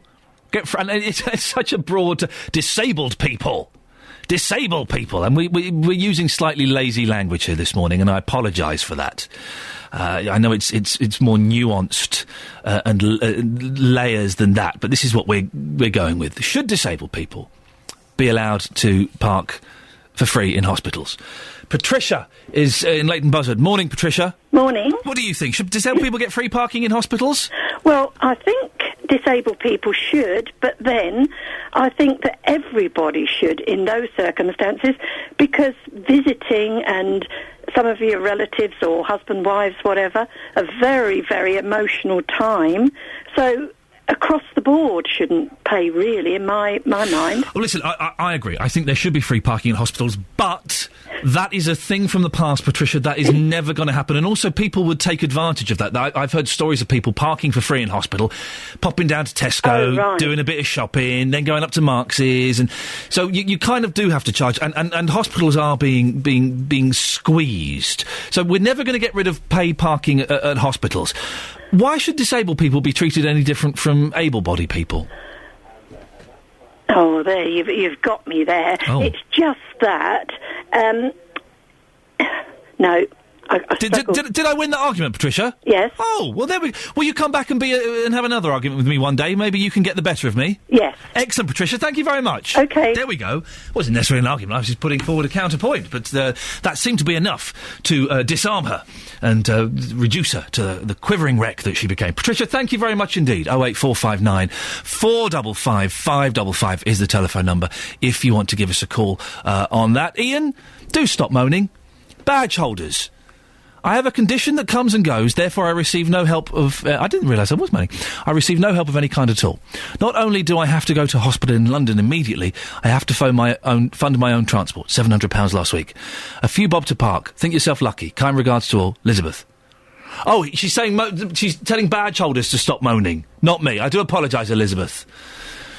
I read that completely wrong.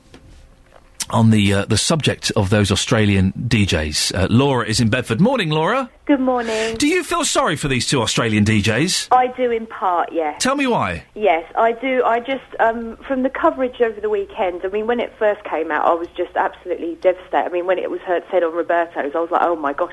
I stood in the kitchen for a minute thinking, oh my goodness, the worst possible thing. And then over the weekend, as things have developed, I just get the sense that the hospital is very much going to shy away from the whole thing, and it's no responsibility on them whatsoever. And I do, I wonder if something should have been said by them with regards to their own policies and procedures and things like that, and some responsibility taken on their part. And I just get the feeling that that's not going to happen. I did feel it. I read it on Twitter, and I did feel a little shiver as I read it, and I thought, well, that's very sad. The hospital, I think, have said that the nurses weren't reprimanded. It'll be interesting to find out if that is true and get an official statement on that. Yeah. And I do kind of think if you've got an heir to the throne in that hospital, you need better security than just some poor girl on the reception, don't you? Yes, absolutely. I mean, I can't, but I mean, all the people standing outside with cameras and things like that, I can't believe that nothing would have been said to them with regards to phone calls coming through to the reception during the night. I understand it was early hours of the morning. Yeah. And I can't believe that nothing would have been said to them, no written policy would have been put in place. I was a nurse myself, and I just, with regards to how high profile they were, I'm so surprised that nothing would have happened. Sorry, my I was about to say, Laura, talking to me in the background. Someone's trying to get your attention. Who's that, Laura? That's my little boy, Rocco. Hello, Rocco. How old's Rocco? Rocco is 8. Can I have a word with Rocco? Yeah, just for a moment. Let's have a word with Rocco. Rocco, I think he's hearing me upstairs. Rocco, come on the phone and talk to me. He says, oh, Mummy, you're on the phone. Here, Rocco, do you want to talk? Hey, Rocco. Hello. How you doing, Rocco? You okay? Yeah. Yeah? Did you have a good weekend? Yeah. Yeah? Rocco, are you looking forward to Christmas? Yes. What are you hoping to get from Father Christmas? A train set. A train set? That's what my little boy is after as well, a train set. And are you a fan of Ben 10? What's that, Ben 10? Ben 10. Do you like Ben 10, Rocco? Not now, are you, Rocco? You're not so noisy now, Rocco. Rocco, let me speak to your mummy. Okay. Laura. Hello? Laura, listen, before he gets back to the radio, he wants a train set. Is he going to be happy? I think Father Christmas will. I think he's been a very good boy, and I'm sure Father Christmas will be one for that. Excellent, Laura. Lovely to talk to you, and lovely to talk to Rocco. Have a good day. Bye-bye. There we go. Well, isn't that a relief, isn't it? Rocco's been a good boy. It looks like Father Christmas is going to see him right. Good lad. Thank you, Laura. Now, listen, Jonathan Vernon Smith. Yes. Sorry, was that a... We've sat here for 5 minutes, and we've chewed the fat, and we've talked about serious and light. Not once have you said, nice beard. It is. Shall I tell you something? And you know me. I'd be rude if I thought it. Yes. I like it. Do you? I think it's very nice. I think it suits you. Yes. I think it's got a little bit of the Gary Barlow about it. Although I noticed last night on X Factor he'd shaved it off. Oh, has he? Yeah, he looked much better with the beard. Yeah. So I think that this is definitely your look. I look better with a beard than one might assume. But I'm going to get a big bushy. I want a big cat weasel. Why do you want that? I want a big cat weasel. Listen, you must have... I think, and I do think that every man that has a beard, I do think they are perverts. I stand by that. Right. Never trust a man with a beard. Totally rational. No, never trust a man with a beard. I always trust bald people because they've got nothing to hide. That's true. That's true. Really? Yes, I do. But I think it's criminal if gentlemen who have the ability to grow facial hair do not, at different points in their life, grow a beard. I can't grow a beard. Yes, you can. Yeah, I can. You've got the... I can see the stubble. Yes, I can grow a beard, but I don't, because it's very strange. It's almost as if from my sideburns down, all of the hair that grows underneath my sideburns is bright ginger, and then all the hair that grows above my sideburns up is kind of blondie mousy It's a dirty blonde. Yeah. So when I did once try to grow a beard, I looked like the late Robin Cook.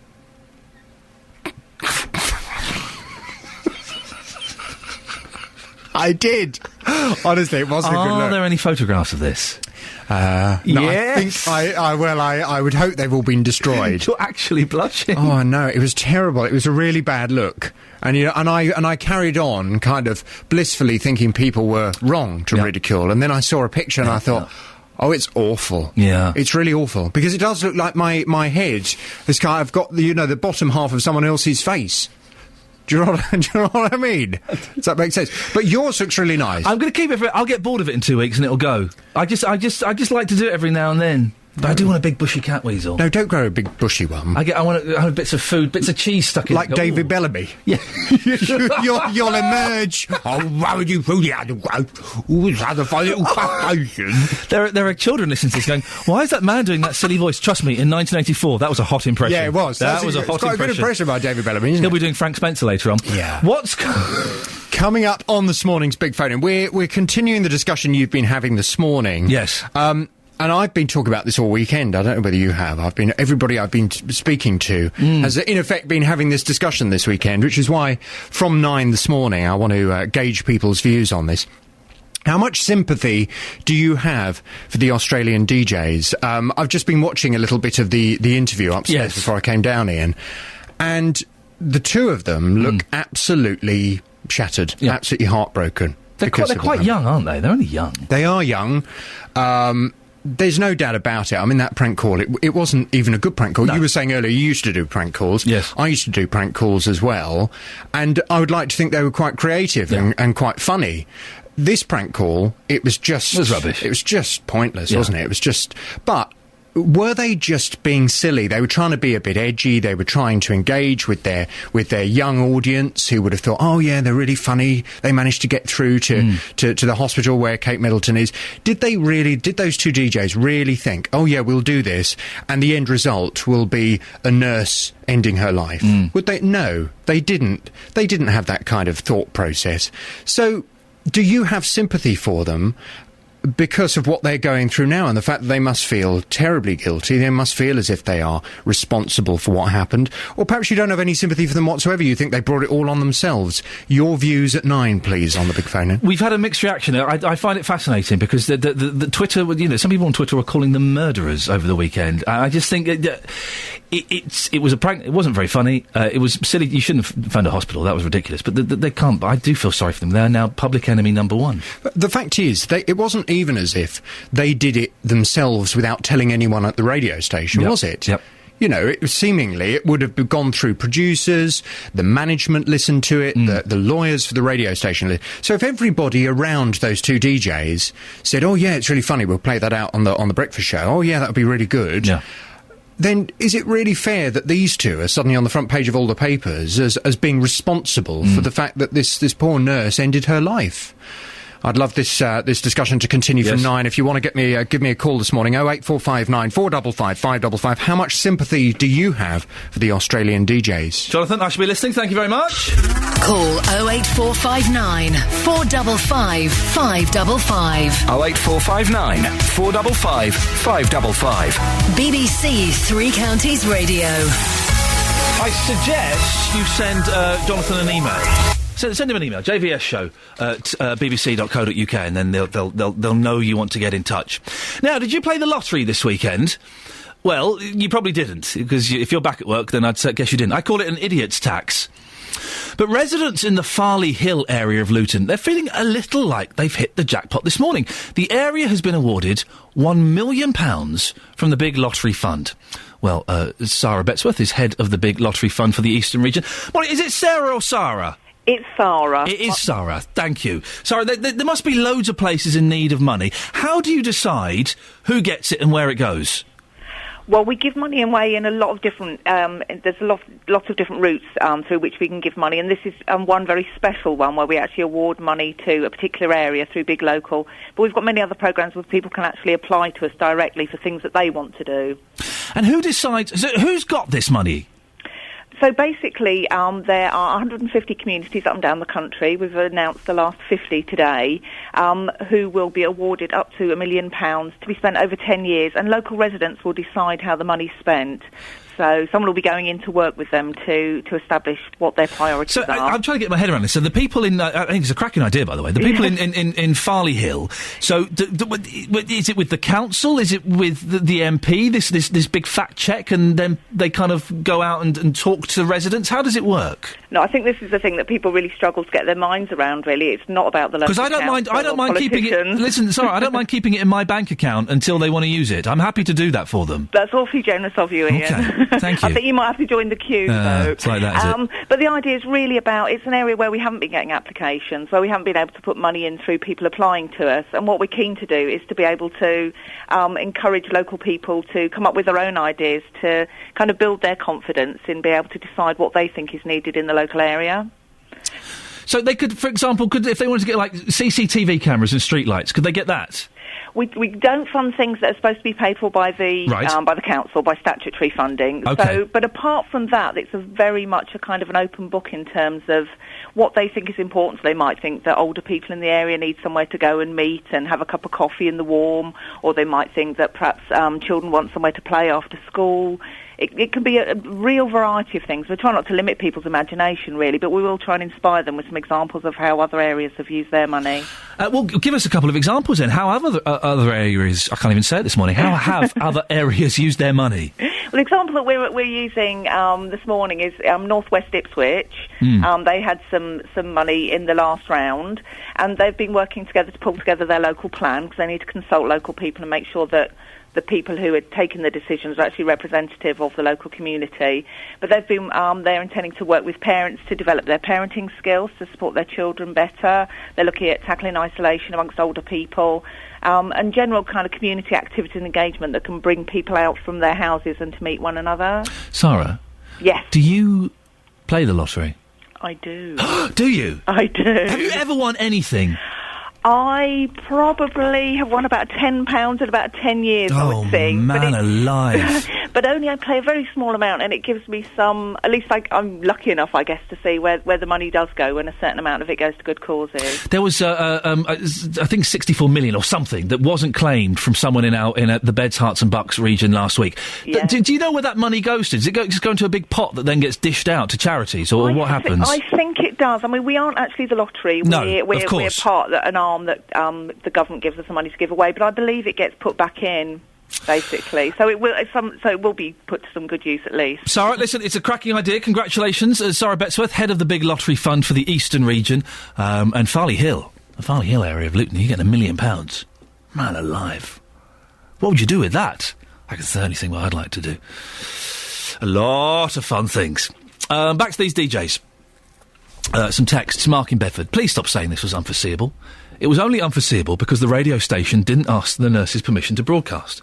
If they had asked any right-minded person, for goodness sakes, can I ask, please, grammar, it just makes it easier. I'll read it as it's written, and you can fill in the blanks.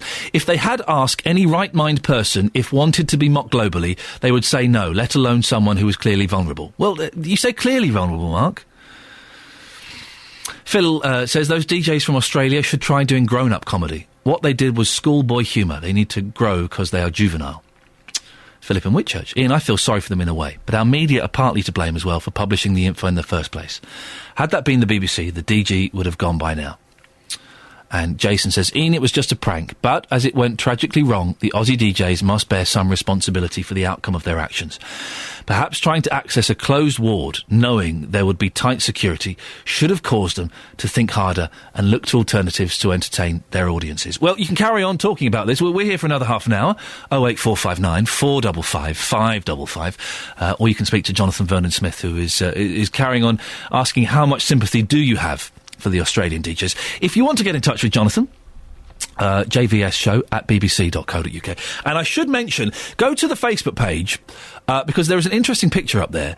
We've been talking about the disabled parking in hospitals, and Tony Fisher has been doing some excellent vox pops and recording and information about this.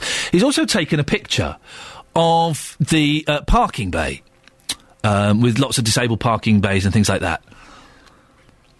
It's the worst one of the worst pictures I've ever seen in my life. It's like my mum took it, right? And she can't see very well. Go and have a look at it and see if you can spot the flaw in our reporter Tony Fisher's photograph. Facebook.com/BBC3CR. Go and have a look and do feel free to leave rude comments underneath that picture. This is the one time I'll condone rude comments. Across beds, hearts and bucks, this is BBC Three Counties Radio. Thank you very much, Catherine. Oh, it's the last 30 minutes of the show, hasn't it flown by this morning? Coming up in the last half an hour, if you're unemployed, you could be getting free bus travel to help you find a job. Find out how in the next few minutes. And did you see Strictly Come Dancing this weekend? I had the misfortune of actually catching some of that tosh. Well, no, steady on. We'll have 8-year-old Layla will come on and fill in the blanks and just try and tell me what on earth is so good about it. Now, more than 800,000 unemployed people are to get free bus travel in January to help them find jobs. Those who've been out of work for between 3 months and a year will be eligible for the Britain-wide scheme, which has been organised by a coalition of transport bodies. They'll need to hold a Job Centre Plus travel discount card, which already entitles them to half-price journeys. Arriva, First, Go Ahead, National Express and Stagecoach are among the operators signed up to the deal, which covers 70% of routes in England, Wales and Scotland. Well, Martin Dean joins me now. He's a spokesman for Greener Journeys, which is behind the scheme. Morning, Martin. Hi, morning. How is this going to work? So basically, if you go along to a job centre and you speak to your job centre advisor, if you've been unemployed for 3 months or longer, you're entitled to a Job Centre Plus travel discount card. That's a sort of credit card size format card with your photo ID on it. And if you're entitled to that, you get the card. Then you just show the card to the bus driver, and you can travel on a bus for free. Why is it important, do you think, for unemployed people to get free travel? We did some research this year, and what it does show is that employers and employees find access to bus services really, really important. It was very, very clear that employers think that a really good bus network is absolutely essential to help people to get to work. So we thought we'd try and make a contribution just to help those people that maybe been unemployed for a little bit longer. Is there a limit to the amount of bus journeys you can make? No limit at all. So in the month of January, you can travel on any bus that you want. You don't have to show a letter or anything like that to show you're going for an interview. It's just you can travel on a bus, unlimited travel. Because there are some people who might suggest that perhaps unemployed people might take advantage of this and use this to pop down to the January sales and pop off to the pub and things like that. Is that not a concern? Well, it's possible, but it's not really a concern. That the most important thing is it just helps people to get around a bit more. Obviously, if you've been unemployed, it may be that you're finding it difficult to get around. And it's not just maybe for interviews. It may be that you'd want to use it just to see what there is out there in terms of employment locations, how easy it is to get by bus from where you live to various places. So we hope that people will use it for all sorts of purposes. The government it's been suggested this week they're considering means testing bus travel for older people. Do you think that the unemployed people are more of a priority than the elderly? Well, I mean, it's really government policy. I mean, we obviously have to be part of the older people scheme. We're absolutely delighted to be part of that to help people to get around. I mean, I think we do think that people that are unemployed are a priority. And as I say, we hope that this will contribute in some way to help them to get to work. Where's the money for this coming from? Well, we're taking a risk on it. So obviously, if people were going to make a bus journey anyway, and then they're getting it for free, then that's at our risk. But what we're hoping is that people, even if that is the case, if they're successful at a job interview, then they'll find that travelling by bus has been a good experience, and then they'll travel on the bus every day if they get a job. I love the bus, and if when I'm at home, if I it's kind of obviously a little bit slower than me jumping in my car and stuff like that. But if I can afford the time, I always jump on the bus. Do you, Martin, like me, on the top of a double-decker bus, do you like to sit at the front and pretend you're the driver? Do you never do that? Do you never do that? I do it sometimes. There we go, you see, Martin. And so this scheme is just for the month of January. Is this a pilot? If it goes well, are you considering doing it I think it again? is something we might consider, yeah. As you say, it's just for the month of January, but every time someone gets on a bus, the driver will press a button, so we'll know how many people have taken it up. We'll speak to the job centres and see how successful they think it's been, so we'll review it at the end of the month and see where we take it from there. Brilliant. Martin Dean from Greener Journeys, thank you very much for coming in. Thank you. Across beds, hearts and bucks, this is BBC Three Counties Radio. I do that. I'm nearly 40. I'm glad Martin admitted that. I think people do. I sit on a double-decker bus. If I can get the front seat, I like to sit at the front at the top and pretend I'm the bus driver. Who wouldn't do that? Who wouldn't?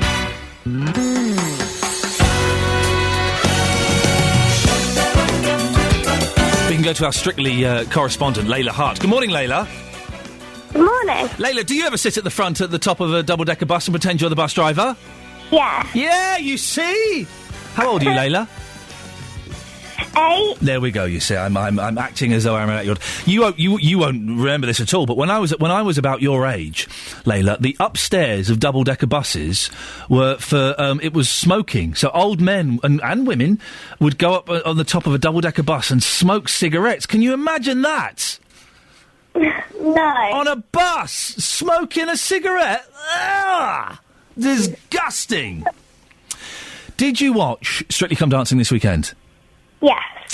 I watched a bit of it. My wife tricked me into watching a bit of it by cooking me dinner. And I was watching Breaking Bad on Netflix, and she came in and she went, oh no, you watch this if you want. I said, no, what do you want to watch? She went, Strictly's on. We watched it, Layla. I don't get what the attraction is. Can you tell me why you like Strictly so much?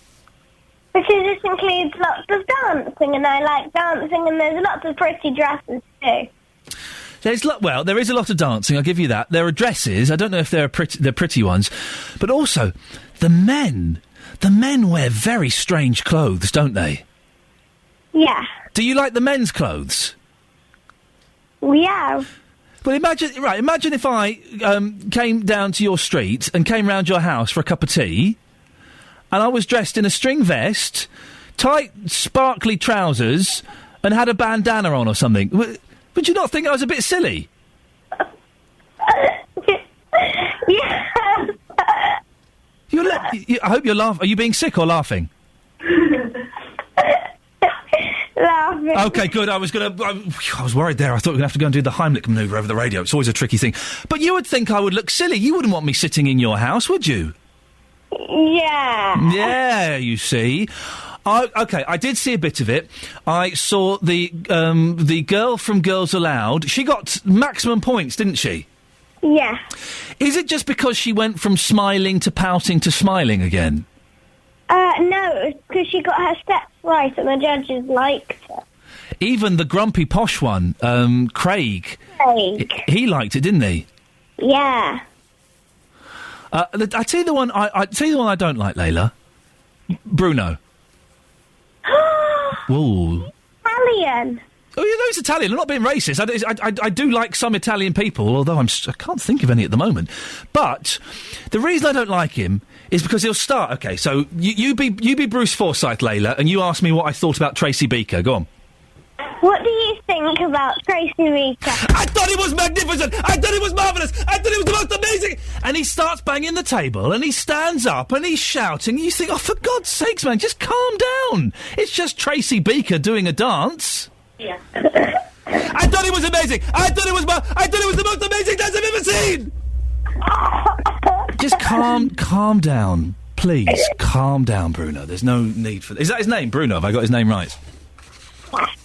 OK, who was your favourite this week, Layla? That is called Danny. Sorry? Tracy Beaker is called Danny. Well, that's what she might claim she's called, but she'll always be Tracy Beaker in my book. The Tracy Beaker book. Well, who was your favourite this week, Layla? Probably Kimberly and Pasha. And who was your least... Who went this week? I didn't see who went. It was Nikki and Karen. Nikki Westlife? Yeah. Yeah, OK. Well, listen, you're going to be watching it till the end. Did you watch any of the X Factor this weekend? No. Ha ha ha! In your face. Layla, could you do me a favour? Could you laugh and then say, in your face, Simon Cowell? In your face, Simon Cowell. Layla, lovely to talk to you. Thank you very much indeed. Call 08459 455 555. 08459 455 555. BBC Three Counties Radio. She was good, wasn't she? That was Layla. Really sticking it to Cal. Huh? She didn't... Cal, she's your target audience. She's watching us. She's watching the Beeb. You've blown it, fella. You've absolutely blown it. This morning we've been discussing free hospital parking for disabled people. 37 NHS trusts, including the Luton and Dunstable and the Lister and Stevenage, charge disabled drivers regardless of where they park. Well, disability rights lawyer Chris Fry says they could be in breach of the law. Sue Groves is making a claim against her local hospital. Morning, Sue. Morning. What does your claim involve? My claim is about the fact that I didn't see any consultation before they changed the policy. It doesn't take into account the fact that it could take longer to get in and out of the hospital. It doesn't take into account the fact that, as a wheelchair user myself, I don't have the choice to use public transport because it's not that accessible. There aren't many accessible accessible taxis in the Medway towns. There are a lot of people that use the hospital that come from quite far afield, and the links are not good. So that what I just feel that there is a public sector equality duty that they should follow, which involves looking at all the circumstances surrounding these things and the equality impacts and the impacts on certain people. And I don't think that they've done that. What do you want to see happen, Sue? I want them to see a full consultation take place and the policy be really thought through. And what would your ideal outcome of that be? Free parking? No, I'm not looking for free parking. I don't mind. I don't mind concessions, whatever the consultation comes out. But it needs to be a full and proper equality impact assessment and proper assessment of the situation and the impact on various people. The hospitals are just saying that it's treating people equally and therefore fairer, but actually under legislation, and equality isn't about treating people equally as such. What it's actually about is levelling the playing field, and looking at the fact that there are barriers to people doing certain things, and it's looking at how policies interact with that to mitigate those barriers. Equality isn't about treating people equally. It's about giving people equal opportunity. And in some cases, by treating people equally, you're actually debarring some people from doing things. So this is the first time I've heard that concept. So to be equal, you have to be given an advantage. Not always. I'm not saying I have to be given an advantage, but there are circumstances where things affect us. It's rather like, you want to use a bus. Yeah. You can't use a bus because there's no ramp. Mm. So provision of a ramp, that helps me use the bus. Do you see what I mean? It's about taking away the barriers that exist. I do see what you mean. Sue, thank you very much for your time. Okay. There we go. Sue Groves there, who is making a claim against her local hospital. Well, what do you think? We've got 15 minutes. I'm just trying to get my head around the concept. I think I get it. Equality doesn't mean necessarily being equal. A little bit more complicated than that. I think I get it. I'm not sure I necessarily agree with it, but I think I get it. Jonathan Vernon Smith, back this morning from 9 on BBC Three Counties Radio. This morning, Jonathan is asking, how much sympathy do you have for the two Australian DJs? Now, on Friday, we told you that the rules surrounding the way in which people are allocated council houses in St Albans has changed. One new policy makes it more difficult for tenants to get bigger properties. Anthony Wildman lives with his wife Abby and their 5-month-old baby in a one-bedroom house. They've been told they are now not eligible for a bigger property until their child is 2 years old. They say the house is so small it's causing damp and making the baby ill. Anthony is now suffering depression and they feel their marriage is being strained. Our reporter Victoria Cook went to see their house. So we're in the bathroom now. Yeah, this is in the bathroom. You're showing me the main window. Yeah, and obviously you can see there's mould there, in the corner there, and this is like a day and a half old. So this has actually been cleaned. This was cleaned the day before yesterday. Actually, as I look up at the ceiling, there's water droplets coming from the ceiling. Yeah. And is that because someone's just had a shower in here? I had a bath at 2 o'clock. And it's 5:30 in the afternoon. And there's still, the window is open, the jar. We can't leave it much more than that because the house will be freezing. And I suppose this moisture from here is going into the house as well. Yeah, exactly. You can feel the dampness even more up here, can't you? Yeah. So this is your room. This is the bedroom. Oh, the bedroom. Yeah, the bedroom. So average size, yeah. not a bad size at all for a double bedroom. Yeah. I'd say most people would be kind of happy with Yeah, that. But definitely. there's a large corner being taken up by the cot. Yeah. And again, same thing in here. More black mould in the More corner of your black bedroom. mould. And it runs all along the top of that wall and potentially above her cot. It's just not enough living space, and it's all created by 3 people breathing and living here. Well, we posted the pictures of Anthony's house on Facebook. Many of you had your... So I'm going to cough in a second. I'm warning you now. There's a frog in my throat and it wants to come out. Many of you had your say about whether you thought the council should move them. One of the people that posted a comment was Chris White. He's a St Albans councillor and has been in touch with Anthony. Good morning, Chris. Good morning. We've also got Anthony online too. Good morning, Anthony. Good morning. You were busy on Facebook, weren't you? Yeah. Good for you. Well done. Well, Chris, you've been talking to Anthony about this case. What do you think? I think it does reflect something that you've covered on your radio station before, which is the essential indifference of St Albans District Council when it comes to housing matters. I mean, it's not the first time that I've come across a situation in which someone is suffering damp, and you would imagine that it's a minor matter. If you've got a growing kid and your accommodation is damp, that's a serious matter and not something that can be brushed under the carpet, which is what the council seems to have done. So what can be done to help Anthony? His concern was that the rules had changed, the goalposts had moved slightly, and that he wouldn't be able to get a bigger property with another bedroom, or at least apply for one, until his daughter was 2. Is there anything that can be done about that? It's difficult to say at the moment. Anthony's wife has kindly emailed me the facts of the case, and I'll be taking this up with the District Council today. I think there's also potentially a national issue as to what the guidelines now are. And subject to Anthony's formal consent, I'm going to put the case in front of a local government minister and say, look, this is actually what it feels like on the ground. Do you realise how serious housing issues are, even in supposedly affluent areas like St Albans? Something's got to be done to make sure that people are properly housed and they can bring up their kids in accommodation which is worthy of the name. Chris, there are some people who might say, well, listen, St Albans, very, very nice place. I wouldn't mind living there. Why doesn't he move to Luton or somewhere that perhaps is classed as not being quite as swanky as St Albans? Frankly, I don't actually think it makes much difference in broad terms which area you're in. Housing problems are endemic in the greater South East. There aren't enough houses around. Not enough is being built.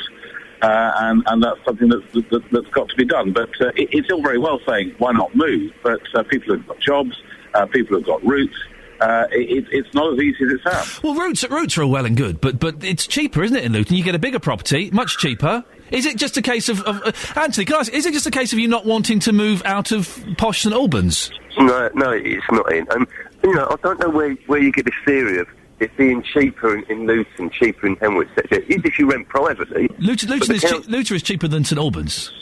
What, on council rent? Yeah. Well, it's not that much cheaper. Not if you've got to drive to work.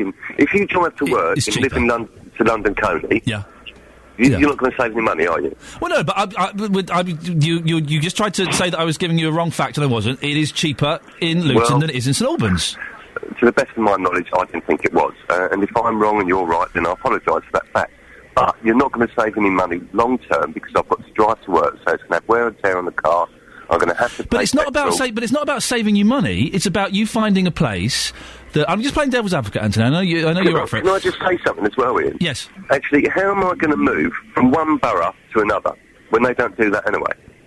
Well, I don't know, but you option. You said I've got to move to. I didn't say to Luton. Anthony. I didn't say you've got to move. move. I'm going to move to Luton or something like that. Yeah. I didn't say you've got to move, Anthony. The boroughs don't move from borough to borough. Supposing the option came up to move to Luton and a bigger property, would you consider it? If it was a nice area and the crime rate wasn't... Well, a nice area. This is it. You can't pick and choose. There are some people who would say... So I'll move my daughter to an area that's high in crime rate and the education's poor. I'd be a great father for doing that, wouldn't I? Well, there are compromises in everywhere. What I'm saying is, Anthony... What I'm saying is, Anthony, there are lots of people who got in touch and said, well, hang on a second, St Albans, I wouldn't mind a place in St Albans. I can't afford to live there. And it's very nice there. Yeah, it is very nice there. Which is why I want to live here. Well, of course it is, but we don't always have the option of where we want to live in life. We have to go where we can afford. Yeah, I do understand. I want to live in Highgate. I want to live in Highgate in North London. Oh man, I want to live there. I can't. Houses there are £1.5–2 million. Can't afford it. No, of course you can't. But you'd like to, wouldn't you? Yeah, I'd like to, but I can't afford it. So why should you stay? Yeah, but you can't afford it. So why should you stay there? I didn't say I couldn't afford it. When did I say I couldn't afford it? Well, you can afford it because it's being subsidised for you. If you want a bigger place, then... The rent subsidy from the council or any social housing is 20%. Yeah. That's all you get off it. Right. Okay? Yeah, but if you went somewhere cheaper... It'd still be 20%. Yeah, exactly, but the rent would be cheaper, so you'd be paying less money. That's basic maths. Well... Yeah, I mean, we can discuss this all day. The issue that I was discussing originally... Well, we obviously can't, because you're moving on. So. the issue is that we were given 4 weeks' notice here. Right? When legislations generally come in, you get at least like a year's notice, etc., to get your time to adjust yourself to it. That hasn't happened. We've had no communication from the council. We're living in... People say one-bedroom house. It's a cluster home, Ian. It's a one up, one down. It's not a one-bedroom house with a front garden, a back garden. I suggest people look at the photos on Facebook and see the size of the property we live in. Chris, I do appreciate what you're saying. Oh, no, listen, I'm just playing devil's advocate, Anthony. And I know you would expect from me. And I know you can look after yourself, that's why I'm doing it with you. Chris, what happens next in Anthony's case? Well, what happens next is I will make my inquiries and see what the council's got to say. But I do have to emphasise how difficult it is to get any sort of accommodation in this part of the world. To live in purely private accommodation, you've got to have an income of $30,000 a year. We can't build communities if everyone in St Albans, if they're going to live here, is on $30,000 a year plus. And we have to have communities in which you have people of all incomes living together, working together. Otherwise, St Albans becomes a sort of wealthy dormitory with no one to do the basic jobs that we all need.